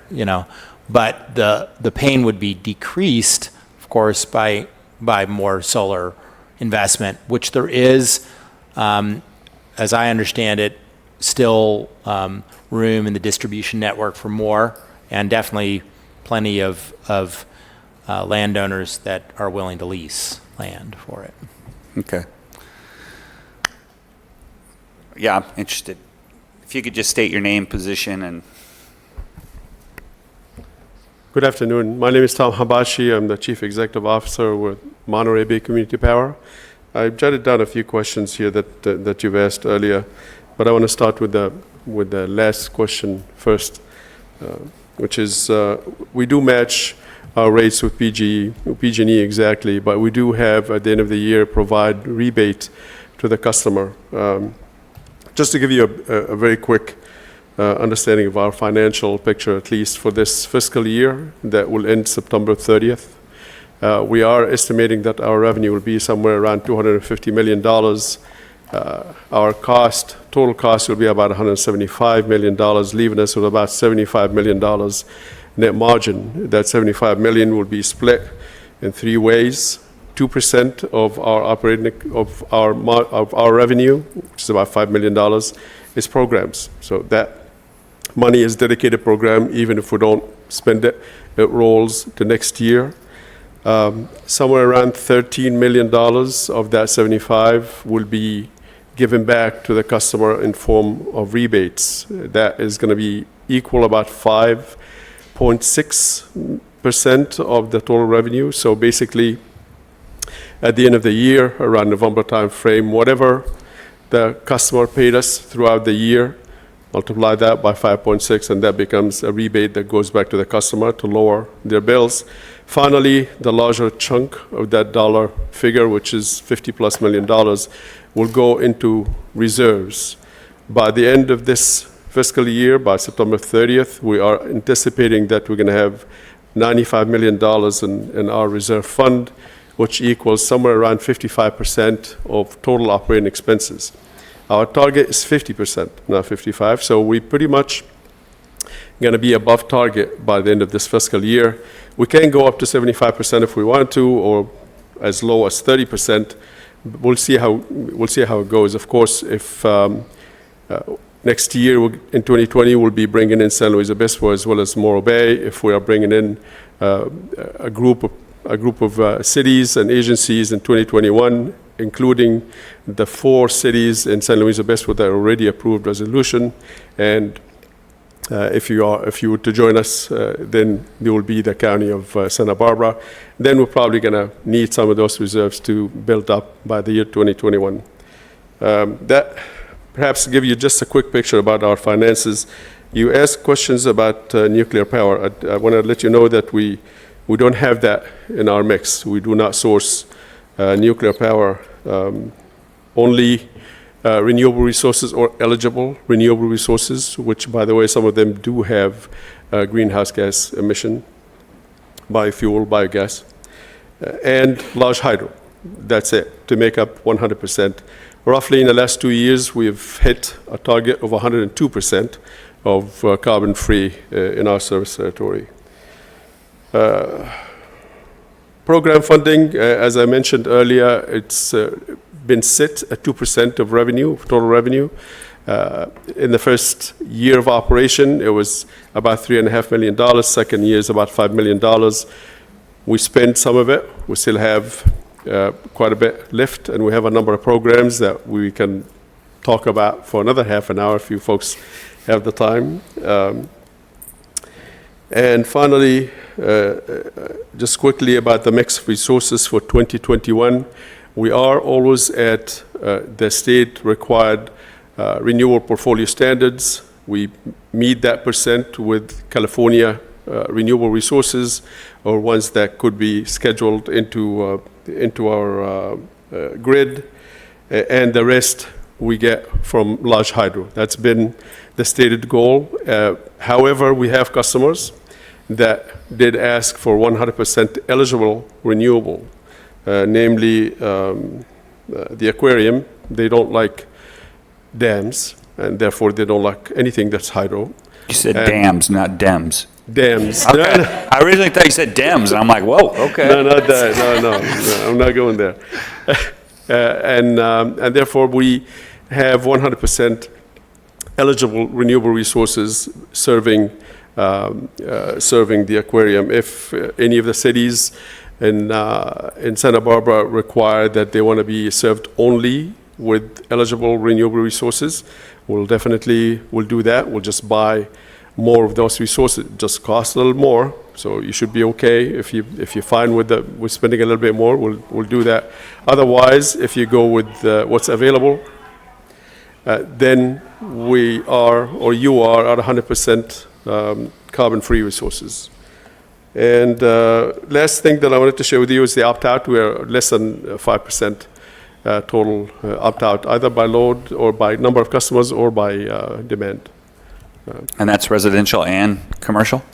Yes. Okay. Yes. Very I'll good. stand by to answer any questions. If you have any question about what programs are we offering, then more than happy to ask JR to step up and he can talk about it. Couple more questions. I think this is more for Mr. Gazzoni or staff or somebody, but so who's responsible for the maintenance and replacement of transmission lines? Is it still PG&E has to cover all of that? The utility is still responsible for transmission and infrastructure. And then what happens, so I'm trying to figure out what are, you said medium to low risk. So where does the risk come in? Because if I have none with the way we are now, where does the risk come in? So I think, they do have substantial reserves to cover those potential price shocks, but so that's what it is, market fluctuation of it's more rates. based on market fluctuation. I mean, I do think there's some, looking at just, purely legal risk, I don't know if Mr. Gazzoni wants to talk about that. We'll let Mr. Gazzoni tackle that one. What's our legal risk, Mr. Gazzoni? Chair and Supervisors, I think that in our workup with the Auditor's Office and CSD, we had a couple fingers up in the air, one for market risk, one for regulatory risk, a form of legal risk if the market changes. PG&E, as one provider right now, has a bankruptcy ongoing. It's not clear how that will work out. And then we divide the world into contract liability, which a joint powers authority may shield its members from, or tort liability, which actually passes through to the members, and those would be your basic liabilities. Okay, and then, shoot, I had one more question that really worried me, and I got to think of what it is now. All right, it'll come to me as we go to Supervisor Hart. I had a question or two for Mr. Hibashi. If I understand it right, you were saying that your reserves are in the $50 million range now, going up to $90 million at the end of the fiscal year? As of May 31st, I believe it was about $70 million. $70 million. And by end of September, we're expecting it to be 95. And as you add these additional cities and counties, your reserve requirements will go up. So you'll continue, because you were on track without adding those other counties to get to the point where you had met your reserve requirements, and you were going to be able to take the money that was being allocated for reserves and keep that internal to the program to increase programs or increase rebates to customers, or whatever the board was to decide, right?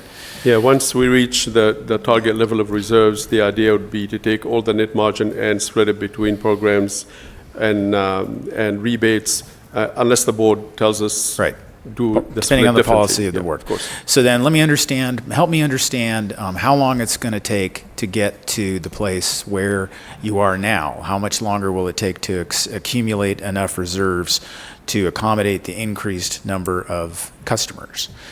The reason I'm asking, and go all the way to the end so maybe you can answer it shorter than I can ask it, which is, you're on track right now to be able to significantly increase programs and or rebates to customers. We're going to stall that by joining in. How long will it take to get back to that place so we can have a sense of how long it'll take before, the rebates come back to us, so that we can theoretically raise the renewable content and keep everybody cost neutral, or, have a significant investment in local projects along that path? So are we talking about 2-3 years or a year?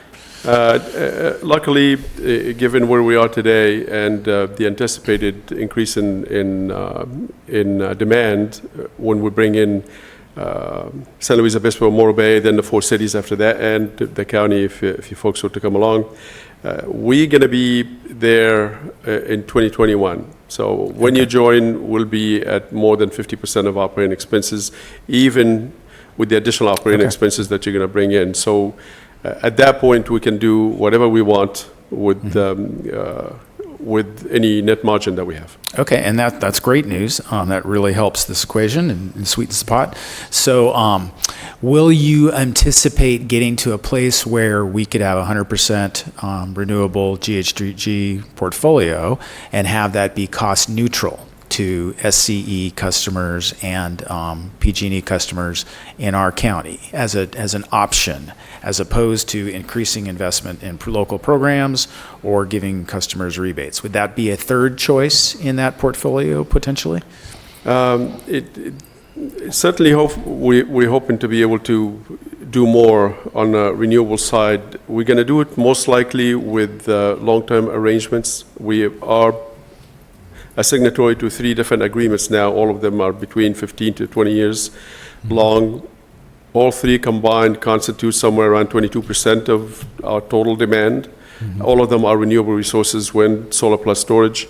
We are about to engage in negotiations with 5 different suppliers that we put an RFO out and we got proposals, and now we're going to engage in negotiations to the extent that we get all what we are out to get.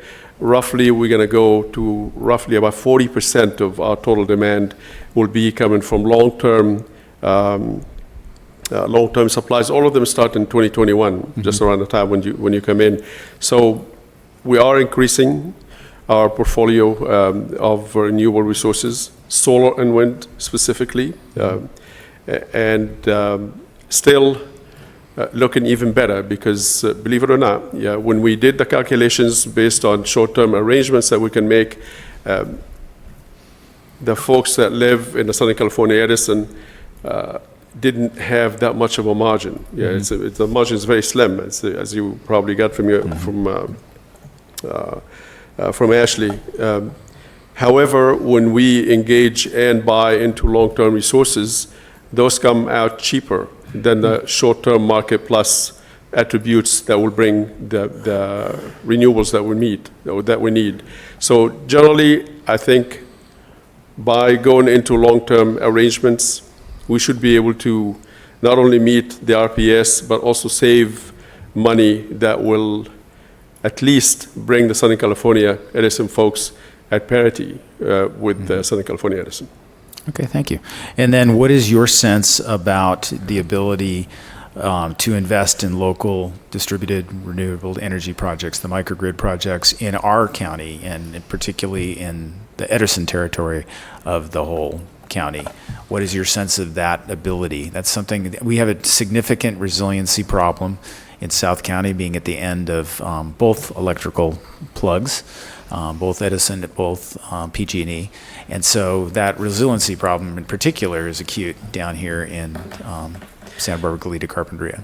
Yeah, I think as soon as we heard from PG&E that they will begin to look at shutting people off for 3 to 5 days at a time, we immediately thought that we need to be looking at all the facilities that we have in our service territory, do an inventory, especially of fire station, police stations, hospitals, any facility with a critical load. We have a lot of ag, as you probably have some here in Santa Barbara, and those folks use refrigeration, and they definitely don't want to see the power out for 3-5 days in a row. So we are running an inventory of all those customers, and we will be going out there and talking to them one by one to see what we can do in order to put in a combination of solar plus batteries or even just batteries to make sure that we handle the resiliency problem.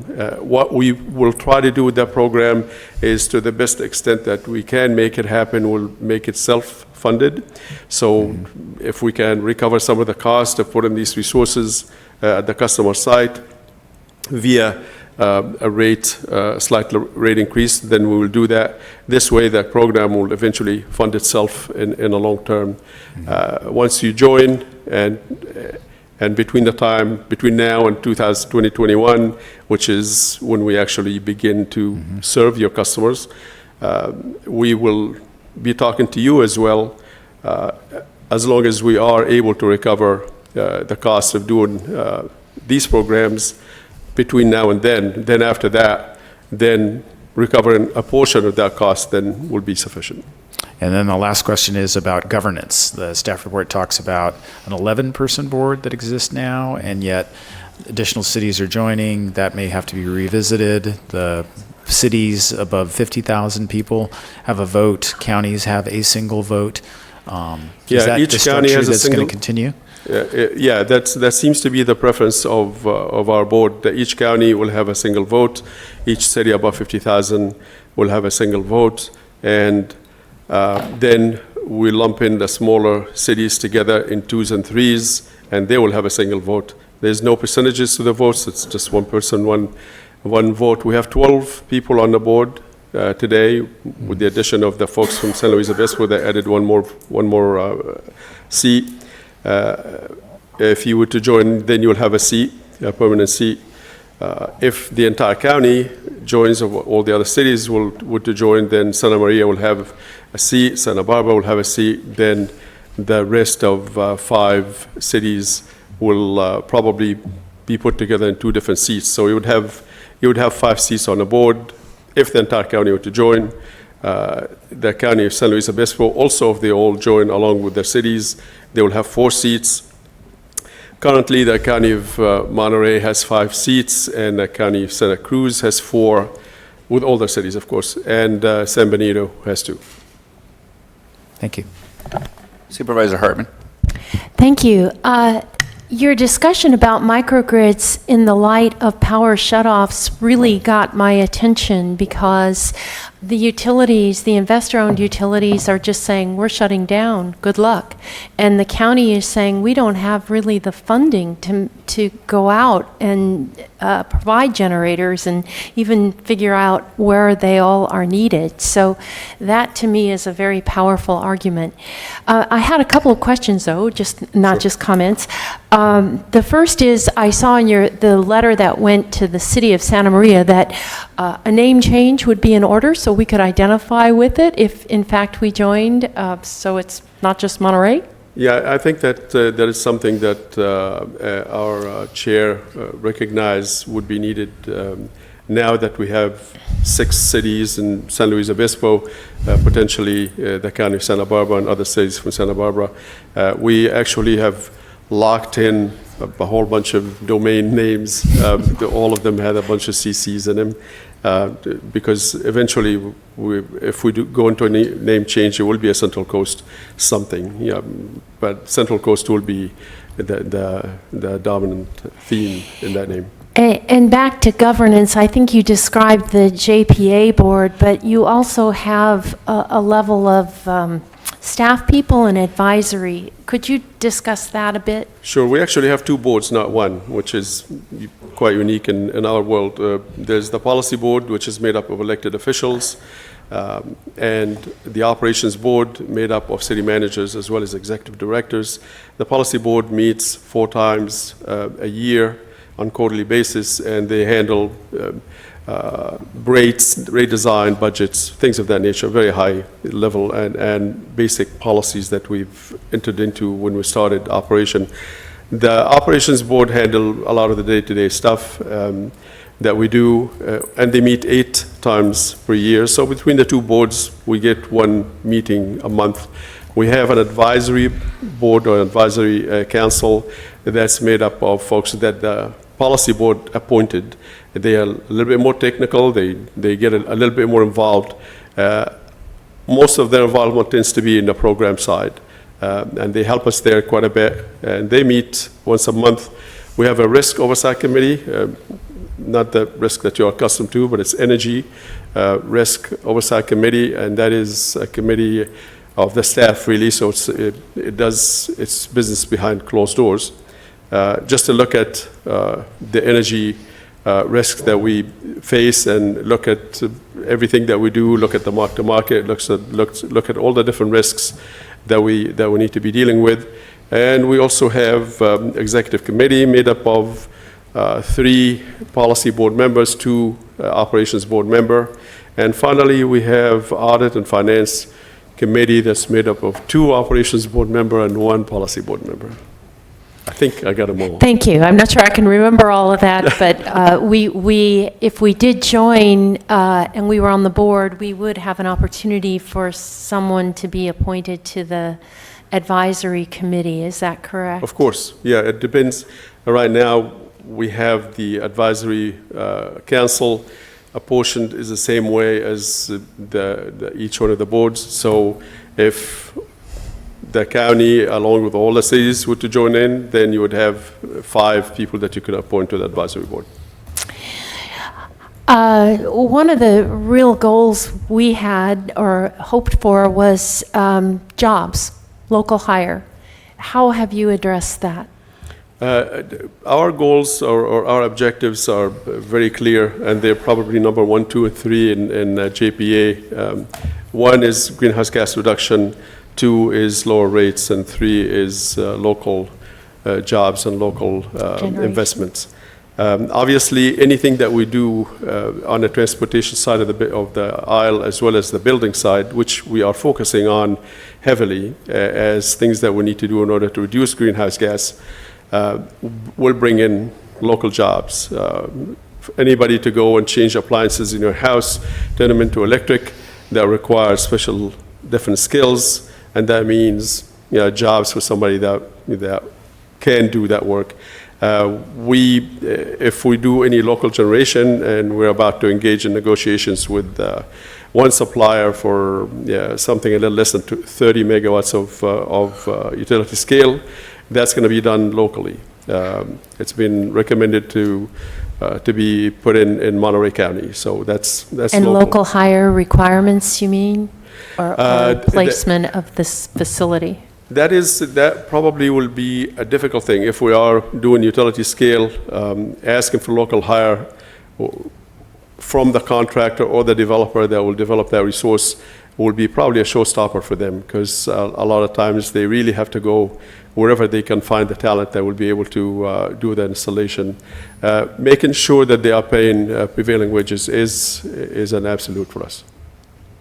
Is that an open question? I mean, is that decided? I mean, is there no preference for people locally, however defined in our service area, if it were the 5-county area?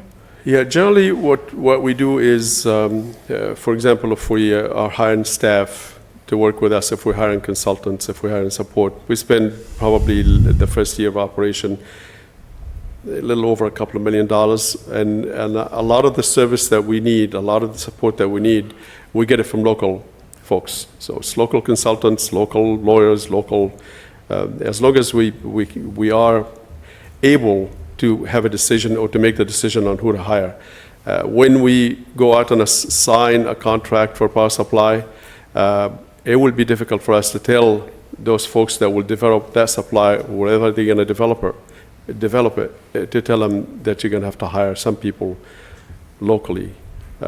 But we definitely tell them that they need to pay prevailing wages. A lot of them, they actually have to bring people, even if they put something locally, they sometimes bring the labor from elsewhere.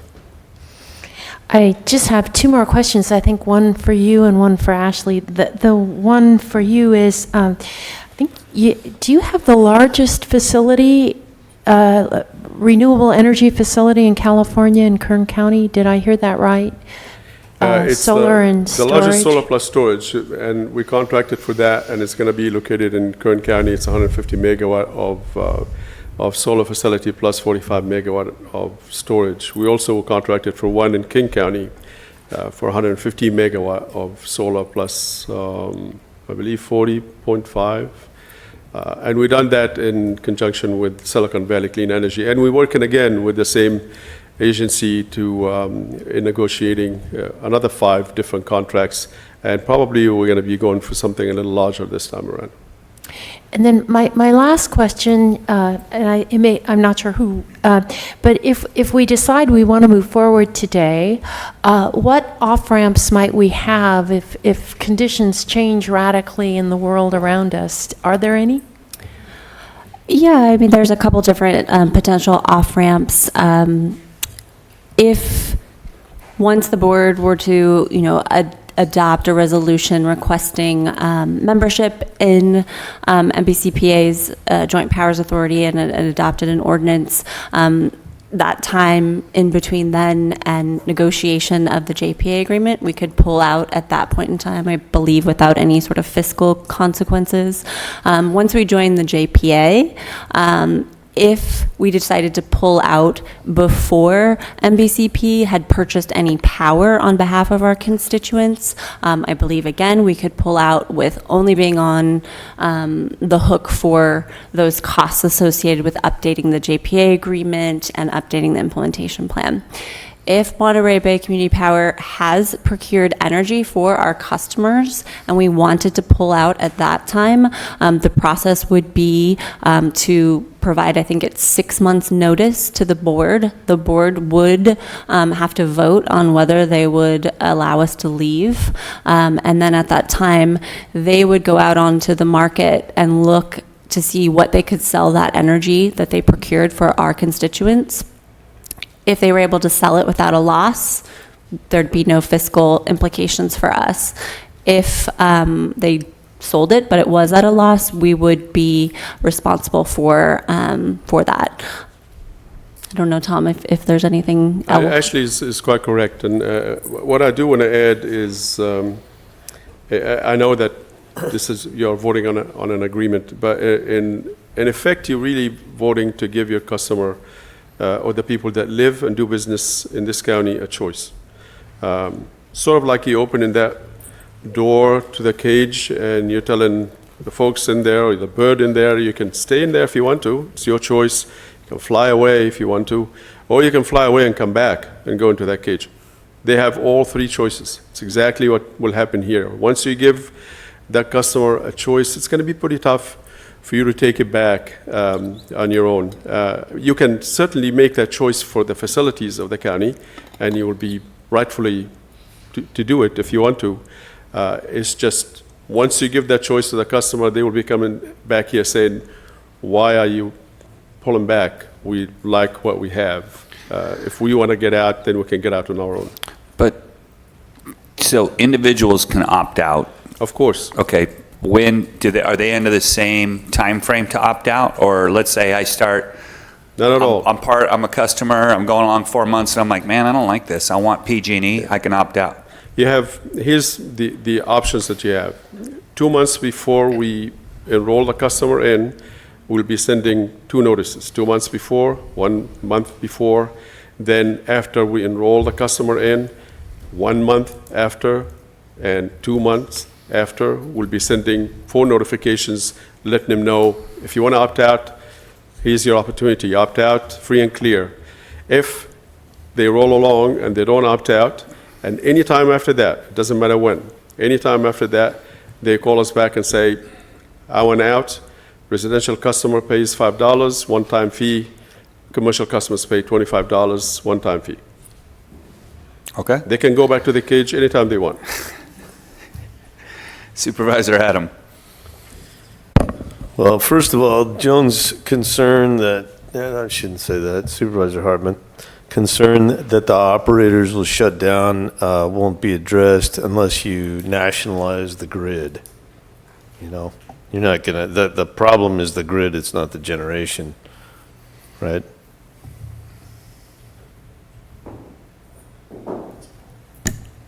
I believe microgrids are a way to increase resilience so that you can keep operating power, especially if you have local storage. Well, you have is to a have, condition. Yeah, you have to have local storage if you're going to do that. That's big bucks. You know, for me, this is an arbitrage scheme. You're going to go out and buy power, and you're going to sell it. And if you buy high or buy low and sell high, you can make money, and then you can do whatever you want with it, and that's great. But if you lose, and we just heard, you know, if you buy high and sell low, then we're in trouble, and you're going to be responsible for the money. And you know, I just wonder if this is anything but a scheme for people to manage and skim off some of the money. I mean, how much does the Monterey Bay management pay themselves? Roughly all of our, if you take all of our payroll for last year, it came to about 1.75% of the total operating revenue. This year, it's likely to be closer to 1.9%.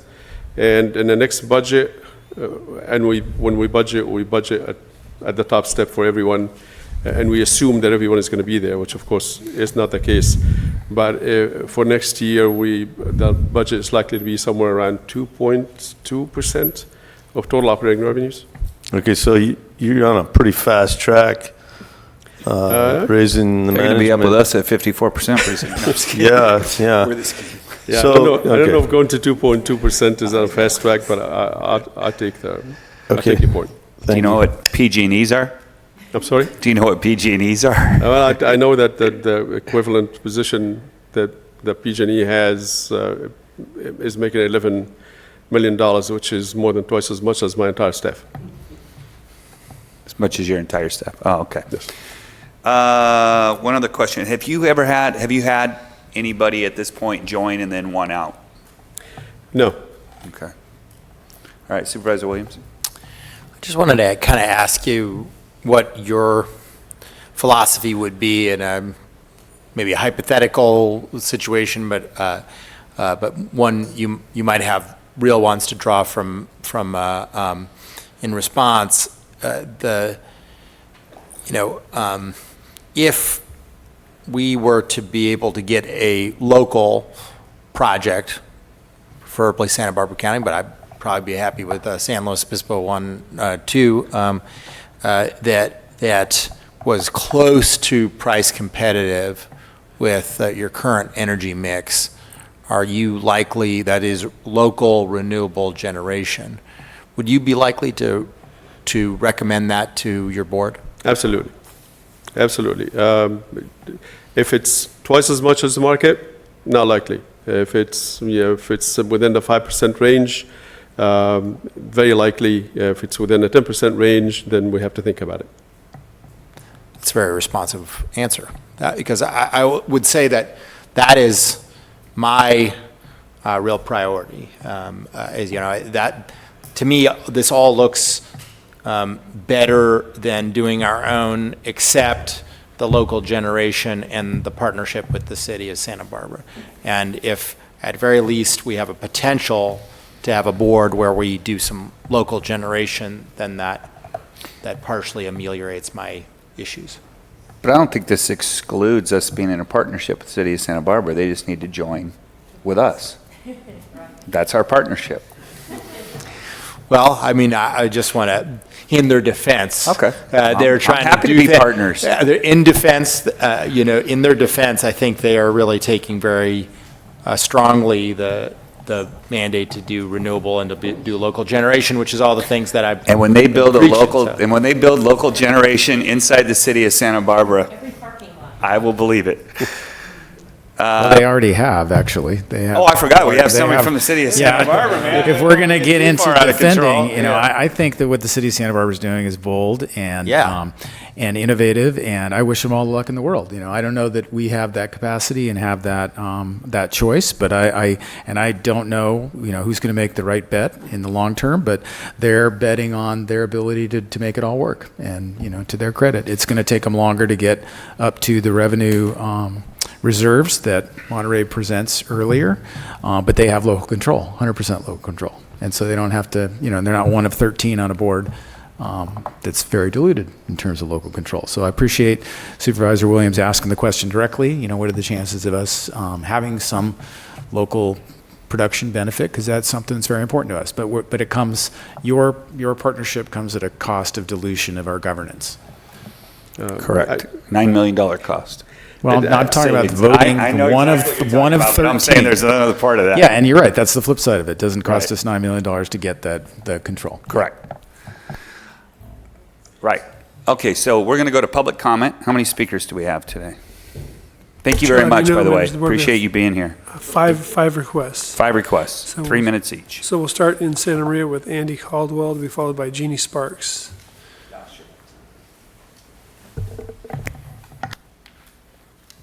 Chairman Lavanino, members of the board, Andy Caldwell representing CoLab. As you know, I don't threaten the board, but I am going to warn the board. If you think you've got a debacle with marijuana, wait till this hits the fan. The bottom line here is your staff did not give you a PUC report that is warning communities about this, because we had vertical integration and franchise models that spread risks and costs among tens of millions of people, and these plans are blowing that up. And the bottom line, they say we're going to have money for this and money for that. The only reason they've got money is because they're skimming money off the price of electricity that would normally go to PG&E. Yes, part of it was profits, but part of it was taxes. Our region's going to lose $1 billion a year because Diablo is closing as a result of projects like this. And I've sent you correspondence on that. You know, I feel like you guys are walking around a used car, you kick the tires, the hood goes up, and thought, wow, that's a convenient feature. The bottom line is this is not what you want. You want independence, you're not going to get it because you can't afford it.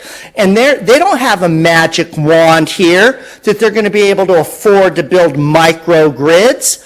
That's money coming out of your consumers' pockets. So don't pretend here that this is a money-making machine for renewable energy. You're taking your consumer dollars and redirecting them at your whim, thinking that, wow, this is so easy. Why did we let PG&E and Southern California Edison do it all these years? Well, guess what? They're both facing bankruptcy. And they're facing bankruptcy not for power generation, but for power distribution. Do you actually think that you're not going to have to pay for the power distribution / delivery when you're using their power lines? How stupid can you get to think that they're in bankruptcy and you're not going to have to pay for it? That your customers are going to just be able to charge whatever you want, and PG&E or some ethereal is going to have to pay the $22 billion in lawsuits. I know you took umbrage at that, Supervisor Hartman, but it is stupid. They're not getting sued for a dam failure or Diablo leak. They're getting sued for the cost to deliver the power, and you have to pay for whatever it costs for them to deliver the power. None of that's going to change. All of the costs get passed through to your customers. Don't pretend otherwise. I'm going to count that as an opt-out. One for Andy. All right, that's a probably safe bet. Jeannie Sparks in Santa Maria, then we'll come back to Santa Barbara for Michelle Sevilla. Hello, I'm Jeannie Sparks, representing Santa Barbara County Action Network. SBCAN is in favor of joining with Monterey Bay Community Power. We see benefits in terms of less expensive clean energy, investment into local energy generation, and the possibility of creating a microgrid. I'm here to say that there's a great amount of support, not only in the South County, but also in the North County for this proposal. And I personally want to say what my husband and I have done. We have installed solar power on our home. PG&E limited how much we could install. We wanted to generate more and become a producer for our neighbors, but we were limited in how much we could do. And then they only gave us a little tiny bit of money for the power we generated. A nonprofit like this one that we could join with could incentivize individuals like myself to generate extra power for their neighbors by paying a more reasonable rate. That is just one of the ways that they can incentivize local power. They could also pay into many projects, but I won't go into all of that. I just wanted to bring it to a personal level. Also, becoming energy independent is important for many reasons, most of which I think you probably recognize, but one of them that we should be thinking about is when the grid goes down elsewhere, or when it has to be taken down because of the possibility of starting fires. And if one of those grids that supply us goes down, we need to be able to keep our power. With a microgrid, we could do that. If we had local power produced here, it provides more resiliency, and it help us to keep going when other areas go down. In 1976, Amory Lovins wrote the book Soft Energy Paths. I read that when I was in college, and I thought, my goodness, I can't believe how amazing that is. He was talking about this exact same thing. This is not a new idea. This has been around a long time, and it's about time that Santa Barbara County, who's a leader in clean energy, in the environment, that we move forward on something like this. SBCAN hopes that you will join with Monterey Bay Community Power and change its name. Let's hear it for Central Coast Community Power. Thank you. Michelle Sevilla, to be followed by Michael Chiacos.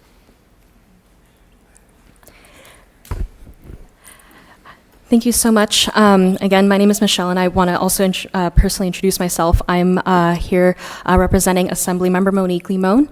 I also just responding to what your staff was saying. Our office is aware of the attacks on CCAs, or at least looking at trying to make it harder for communities like ours to establish our own CCA, but our office is monitoring them and interested in protecting your ability to choose whichever way you decide to as far as CCAs go. And I was also requested by a constituent who wanted to be here today, so completely taking off my uniform on behalf of Monique, but the constituent recommends that to establish your own CCA because this particular constituent has been researching CCEs in Santa Barbara for their master's thesis at UCSB and is now a doctoral scholar and has been fighting for labor rights. They encourage that joining or creating your own CCE would allow more control for supporting local labor and local generation of power. So they just encourage that you consider more locally oriented program. So, but of course, feel free to contact me. Again, putting on my hat for Monique. Feel free to contact me. We are interested in protecting which direction you would like to go to. So, thank you. Michael Chiacos, to be followed by our final speaker, Robert Perry. Good afternoon. My name is Michael Chiacos with Community Environmental Council, and as you know, for over 10 years, CEC has strongly advocated for an in-depth and honest look at community choice as a powerful tool for securing our clean energy future. And we even helped to jumpstart the process as a funder in the original feasibility study. And today is a really exciting time. You know, with the results of these feasibility studies in hand, we feel that the best path forward is to join with Monterey Bay Community Power. This option will be quicker, less risky, less expensive, and easier than launching our own program. Given the current realities of the latest study, as well as the fact that the City of Santa Barbara will likely form their own program, we believe a county-run program with limited partners will prove to be too risky, with tighter margins and less opportunity to launch meaningful programs. On the other hand, as we've heard, Monterey has quickly built strong financial reserves and is already offering meaningful programs, particularly in accelerating electric vehicle adoption, as well as modest programs to build solar for low to moderate income residents, enhance payments to solar customers, and to pilot renewable energy microgrids.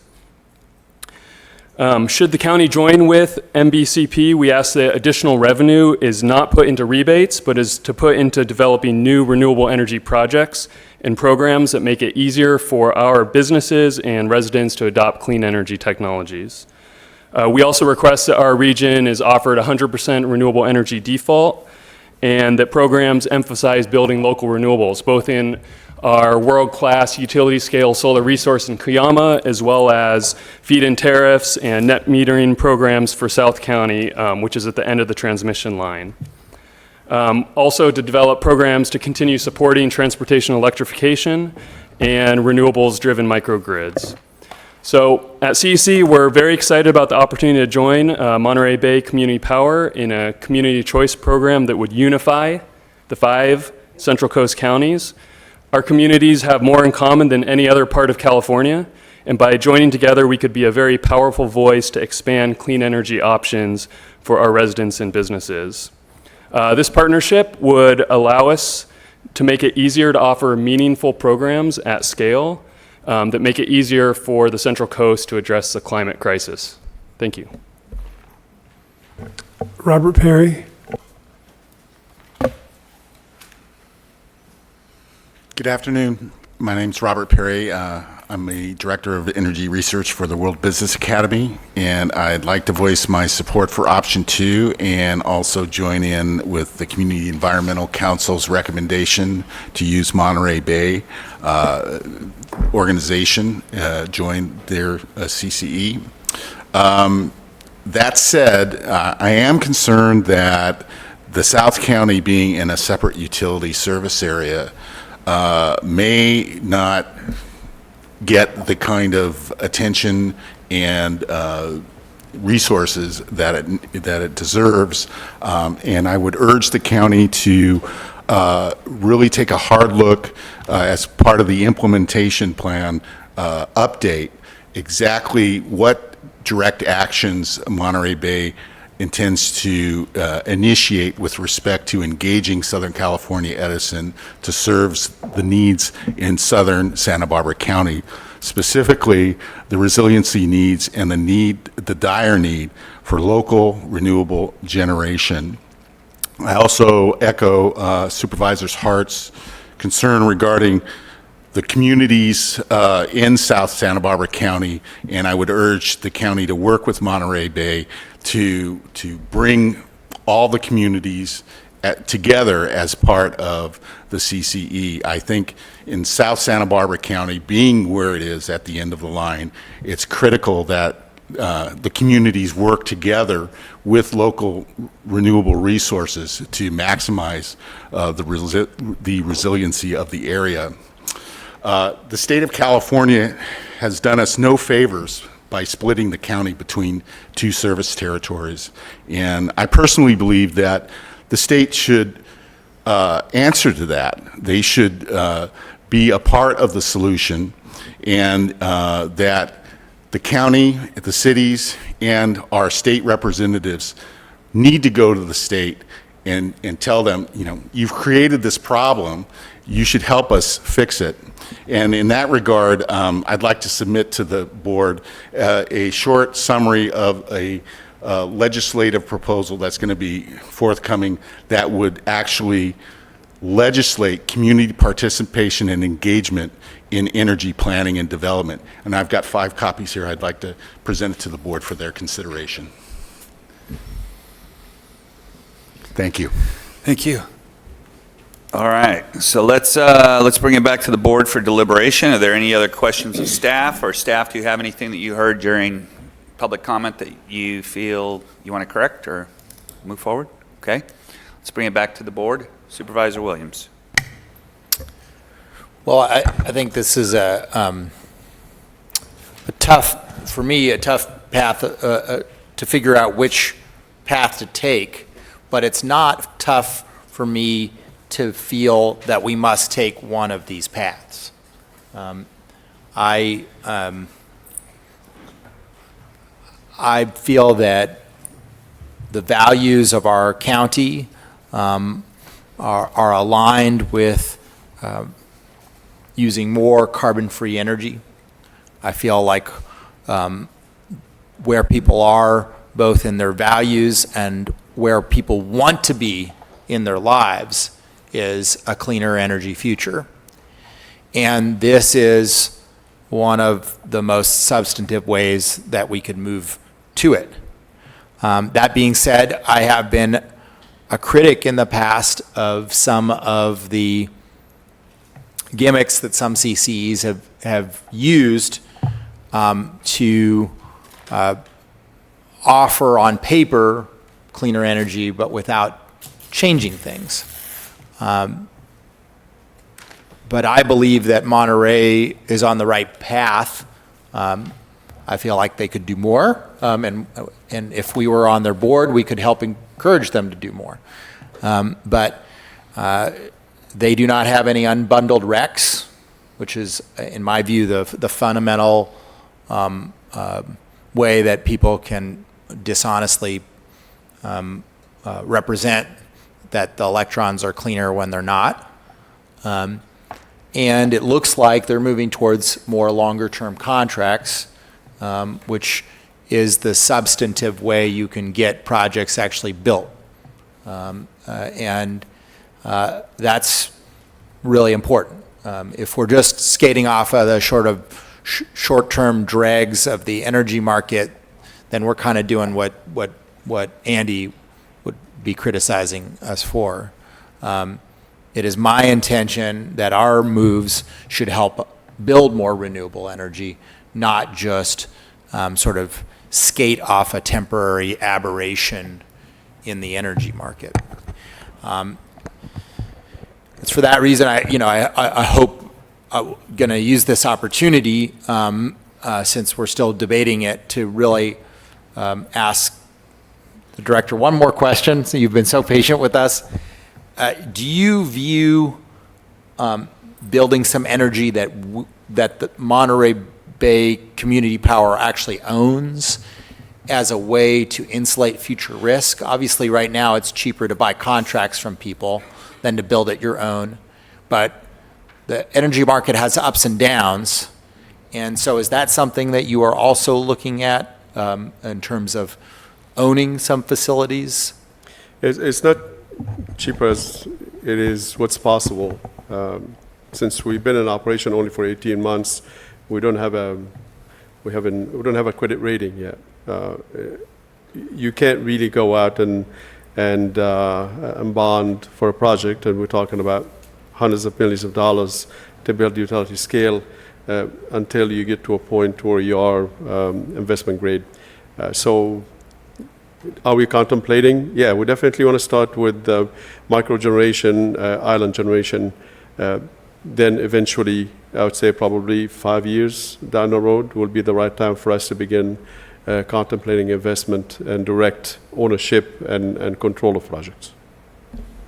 Well, again, that's a very responsive answer, and I suppose if I were to decide which of these paths I'm comfortable with, I am comfortable with both, but I just have the sense that there may be more comfort on this board with the Monterey Bay Community Power arrangement. That is good in many respects, and the only weakness of that I could think of is local generation. But if Monterey Bay Community Power is open to contracts that are close to rate competitive, that are as local generation, that does a lot to ameliorate my concerns.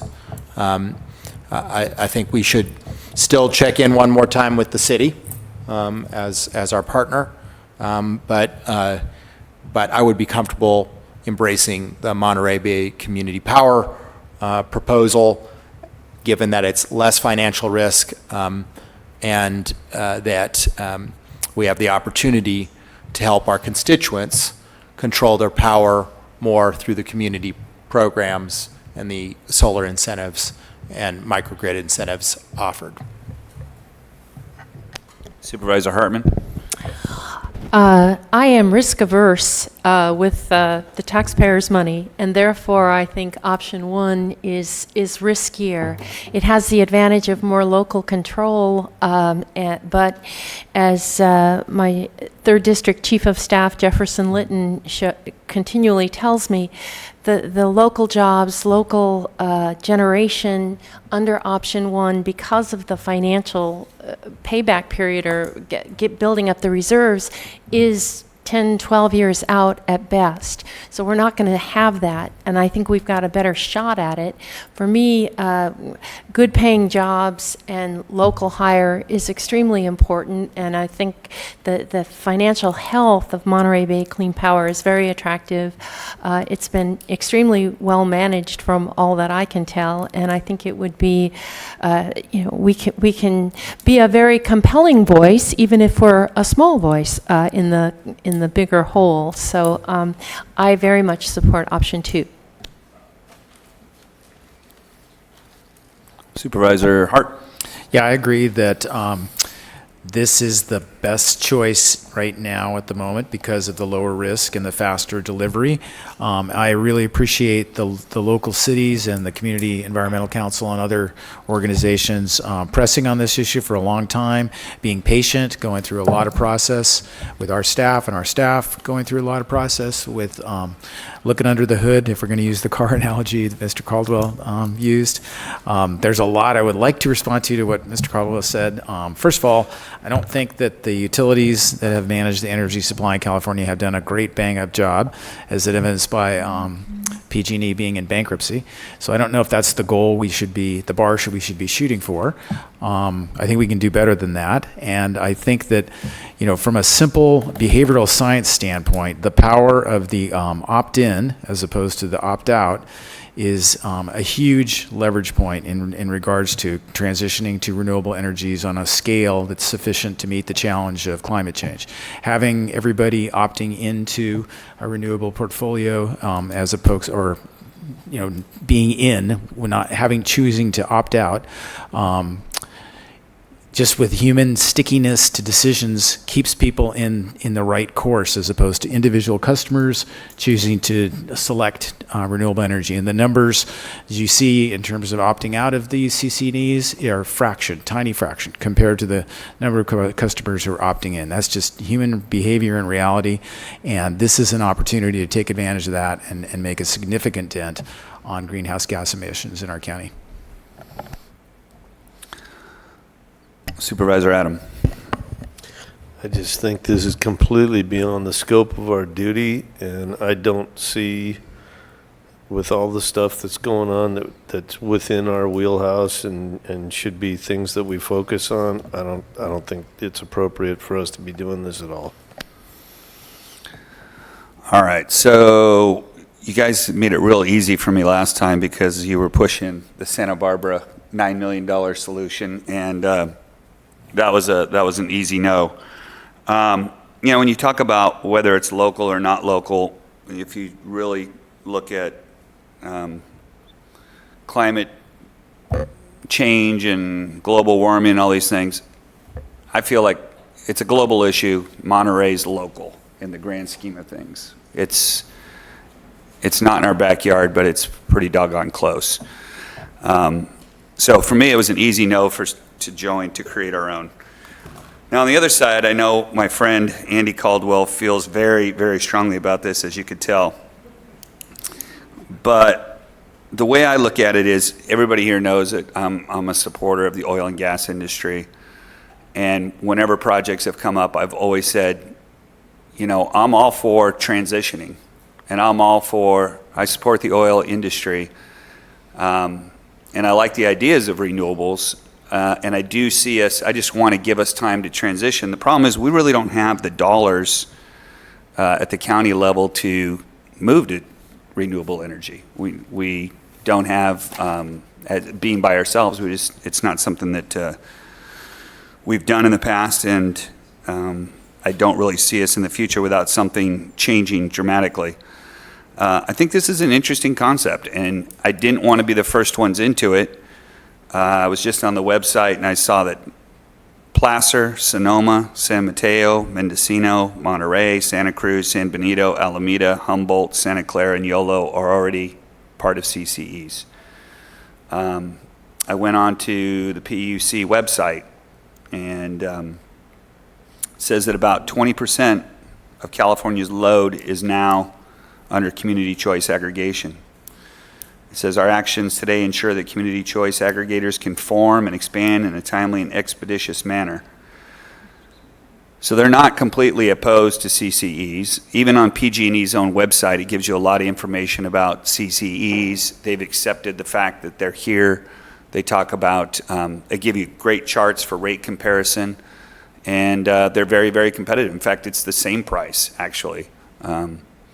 So the final thing for me was to make sure that anybody that doesn't like this can opt out. And it looks like on the website, it's very simple. Go in and opt out. So we've spent $600,000 already on this. And 577. 577. Chair Lavanino. Well, counting today's meeting, probably costing us 23,000. So, you know, I don't want to just flush that money. And I think for $7,500, we do have off-ramps down the road in case somebody convinces me otherwise that this is a terrible decision. And I don't have to do this because I see there's 3 votes for this already. But I think it's the right decision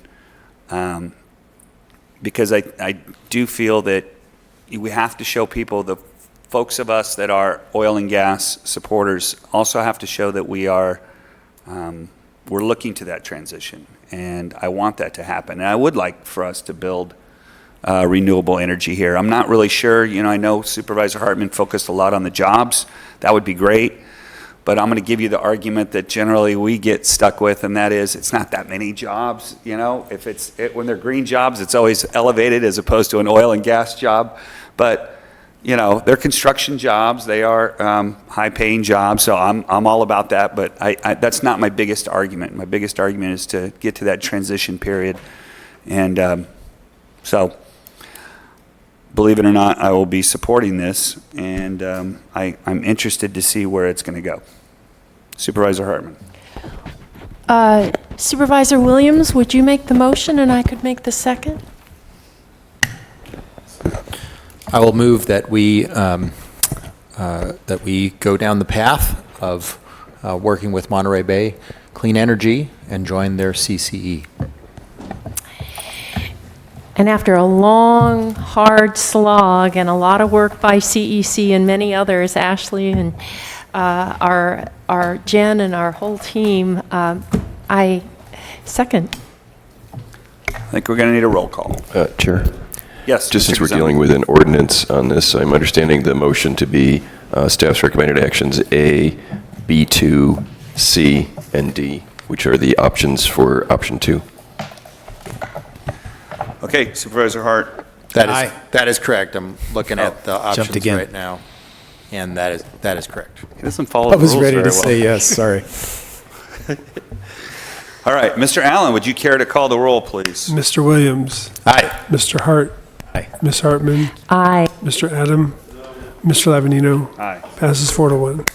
All right, so we are now adjourning to Tuesday, August 13th in Santa Barbara. Oh, that's right. Everybody's going on vacation. I'm going to San Diego. Oops.